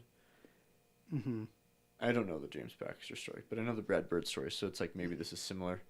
But he was like just super into it, and his mom just sent some stuff to Disney, and the 9 old men that were like remaining were like, "Oh, hey, cool. Why don't you just come like hang out with us?" Oh. And they essentially like tutored him. Lucky. I know. What the heck? You hear something like that, and you're like, "Okay, sure, yeah, sure." Sometimes you just get tutored by the 9 old men when you're like a kid. Sounds great. However, yeah, they're their own kind of mystery. Because they're all ridiculous. Oh, yeah. And they just like all like existed at the same time. I think it's just a bunch of people getting a lot of practice all at once and like feeding off of each other. I know, but you'd think you'd have that happening now to that. Oh. But I feel like That's true. I mean, I think there's probably some really, really, really good animators now. Yeah, but are they as good as them? No. I don't think the circumstances like allow them to be. It's just like, again, I'm a huge proponent of like if you do something like the hard way, you're gonna get better at it than if you have like an easy way to do it. And so I bet like if the only way you can like animate is with like flipping a stack of paper and you're like, all right, I gotta animate like a 30-second scene, well, you gotta get good because you can't like undo anything. You can't like Yeah. move anything around. You're just like, I just have to draw it, and I have to draw it right. I think there's probably some god tier 3D animators these days. Oh, I'm sure. We were. We had Kanto on Mm-hmm. sometime in the near past, and I was just only looking at like the like subtle animation, like faces and stuff. Mm-hmm. Not just god tier animators, but god tier rigs. Yeah. Because you're like here Yeah. animators, you can literally do anything you want. Mm-hmm. It's almost like I was telling Mal, it's almost too much because there's just like they're just doing these like the most like subtle like facial twitches, Yeah. like the way our eyes act. Yeah. And I'm like they're nailing it, but do they need to do that? Maybe it all adds to this like to just how like detailed it is. Mm-hmm.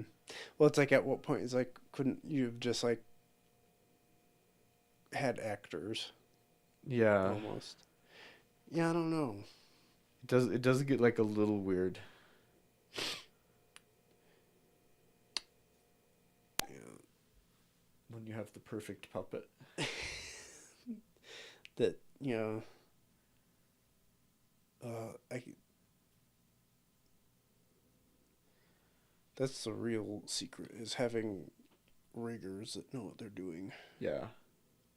That's that's the actual hard job, honestly. Yeah, that's what So those rigs are, it's like, the amount of work that goes into those is insane. that's what I was thinking when I was Just watching. just setting it up to even be able to be animatable. I was like, this rig for these characters can do anything. And it, Like their way their faces were like distorting and squashing and stretching. I was like, it didn't look so nice. Like every little bit of it. yeah. Ugh. That's what would bring on. That's where you bring on Jason, and we can just like talk about rigs Mm-hmm. and geek out Even about. though I haven't like rigged anything in a really long time. I rig 2D stuff fairly frequently. That's a little bit It is less different. complicated. I remember weight painting the meshes to the bones was like the biggest pain in the butt. Oh yeah. I hated doing that. That was like one of the most stressful times ever, was when I was doing weight painting for an assignment like the night before, and like my file got corrupted, and like I had a whole big like system meltdown with that.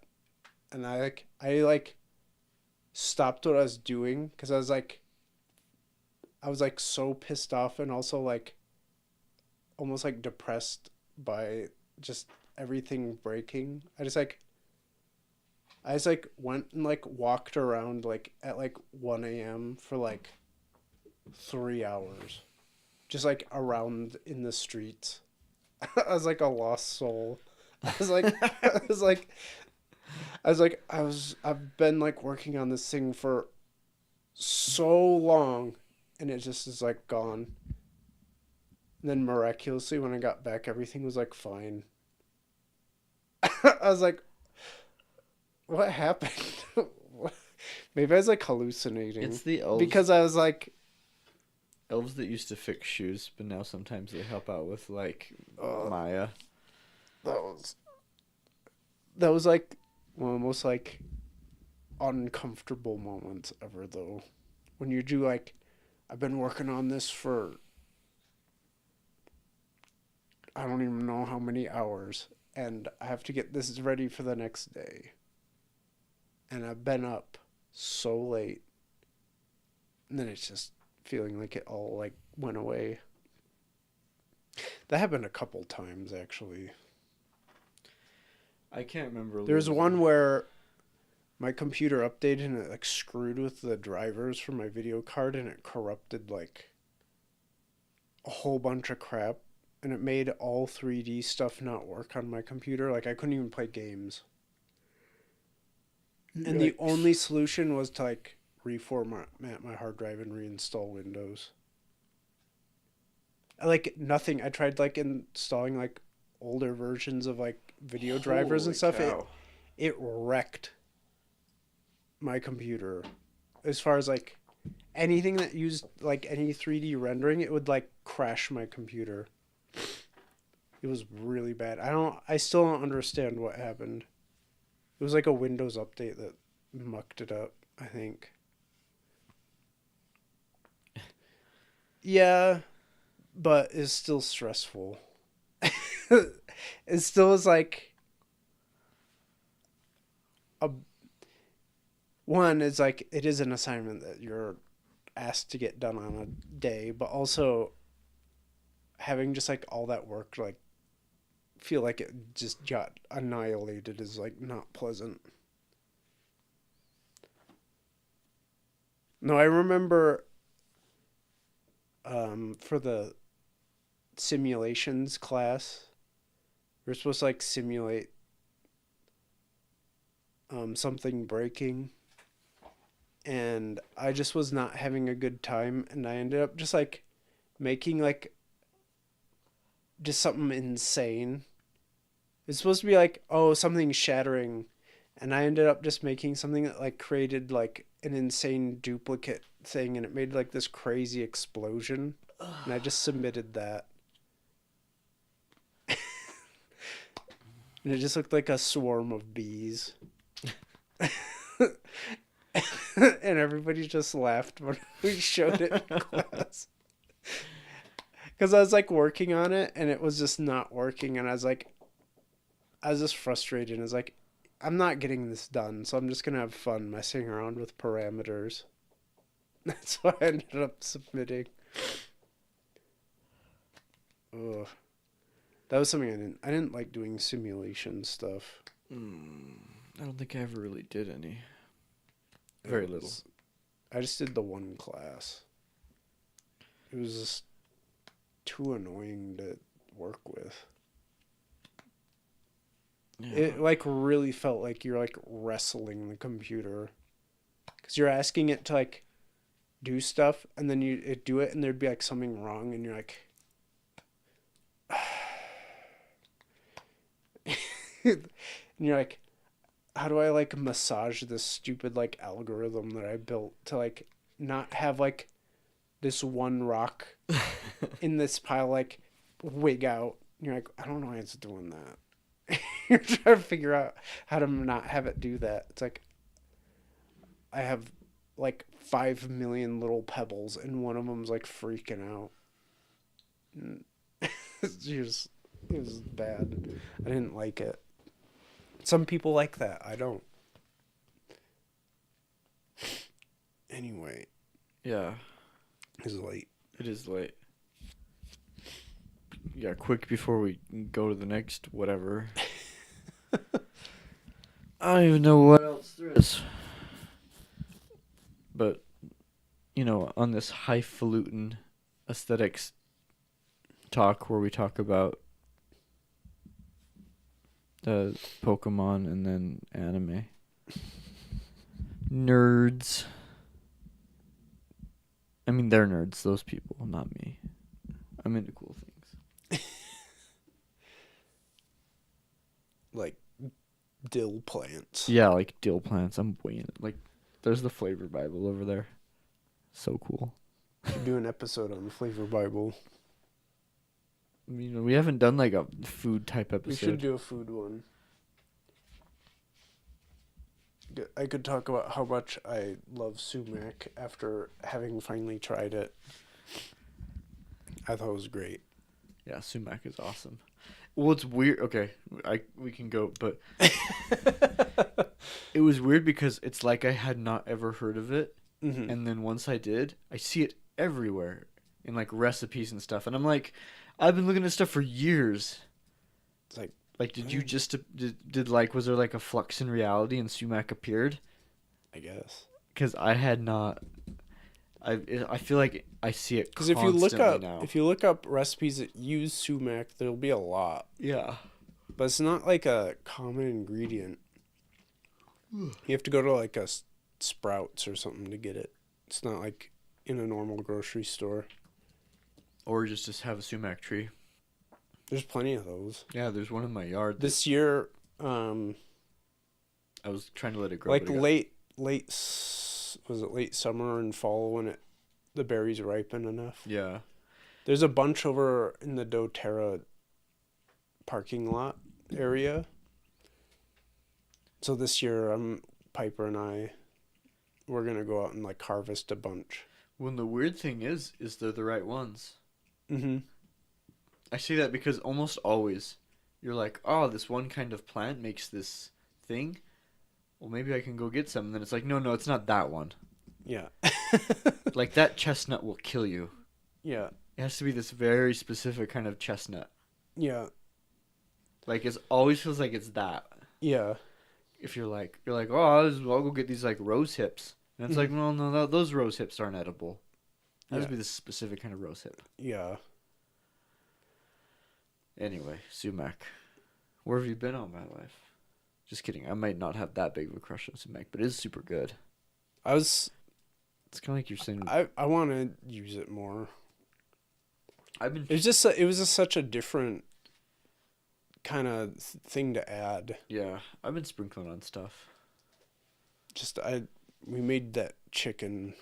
It was like really good chicken. Oh, I actually would like the recipe for that. Let's try it.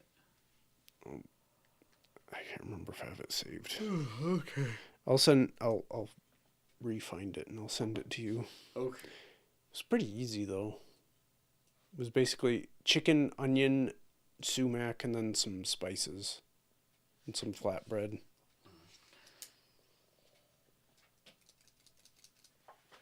It was very good though. If Piper's here, she can attest to that. She'd had some. Oh, okay. Anyway, it is. Oh my gosh. Still not the worst. I've had some late nights recently. It's just brutal. It's like my eternal doom. Because you're like, will this ever stop? It's the curse of. I'd say it's the curse of freelance animation, but I think it happens to not freelance animators too. Probably it's an animation curse. It's like you're gonna be forced to be a night owl. Yeah, forever and ever. There's no escape. Okay. It feels that way. Meanwhile, I always have to get up at like 4 a.m. And I'm just like used to it now. I like getting up early. Not when you've been up late. It's brutal. Yeah, when little baby William's starting to stir in the morning. And I'm like, because I have like a short window where I like gotta get up and get ready. Uh-huh. And it's so sad once I've stayed up late. All right. See ya.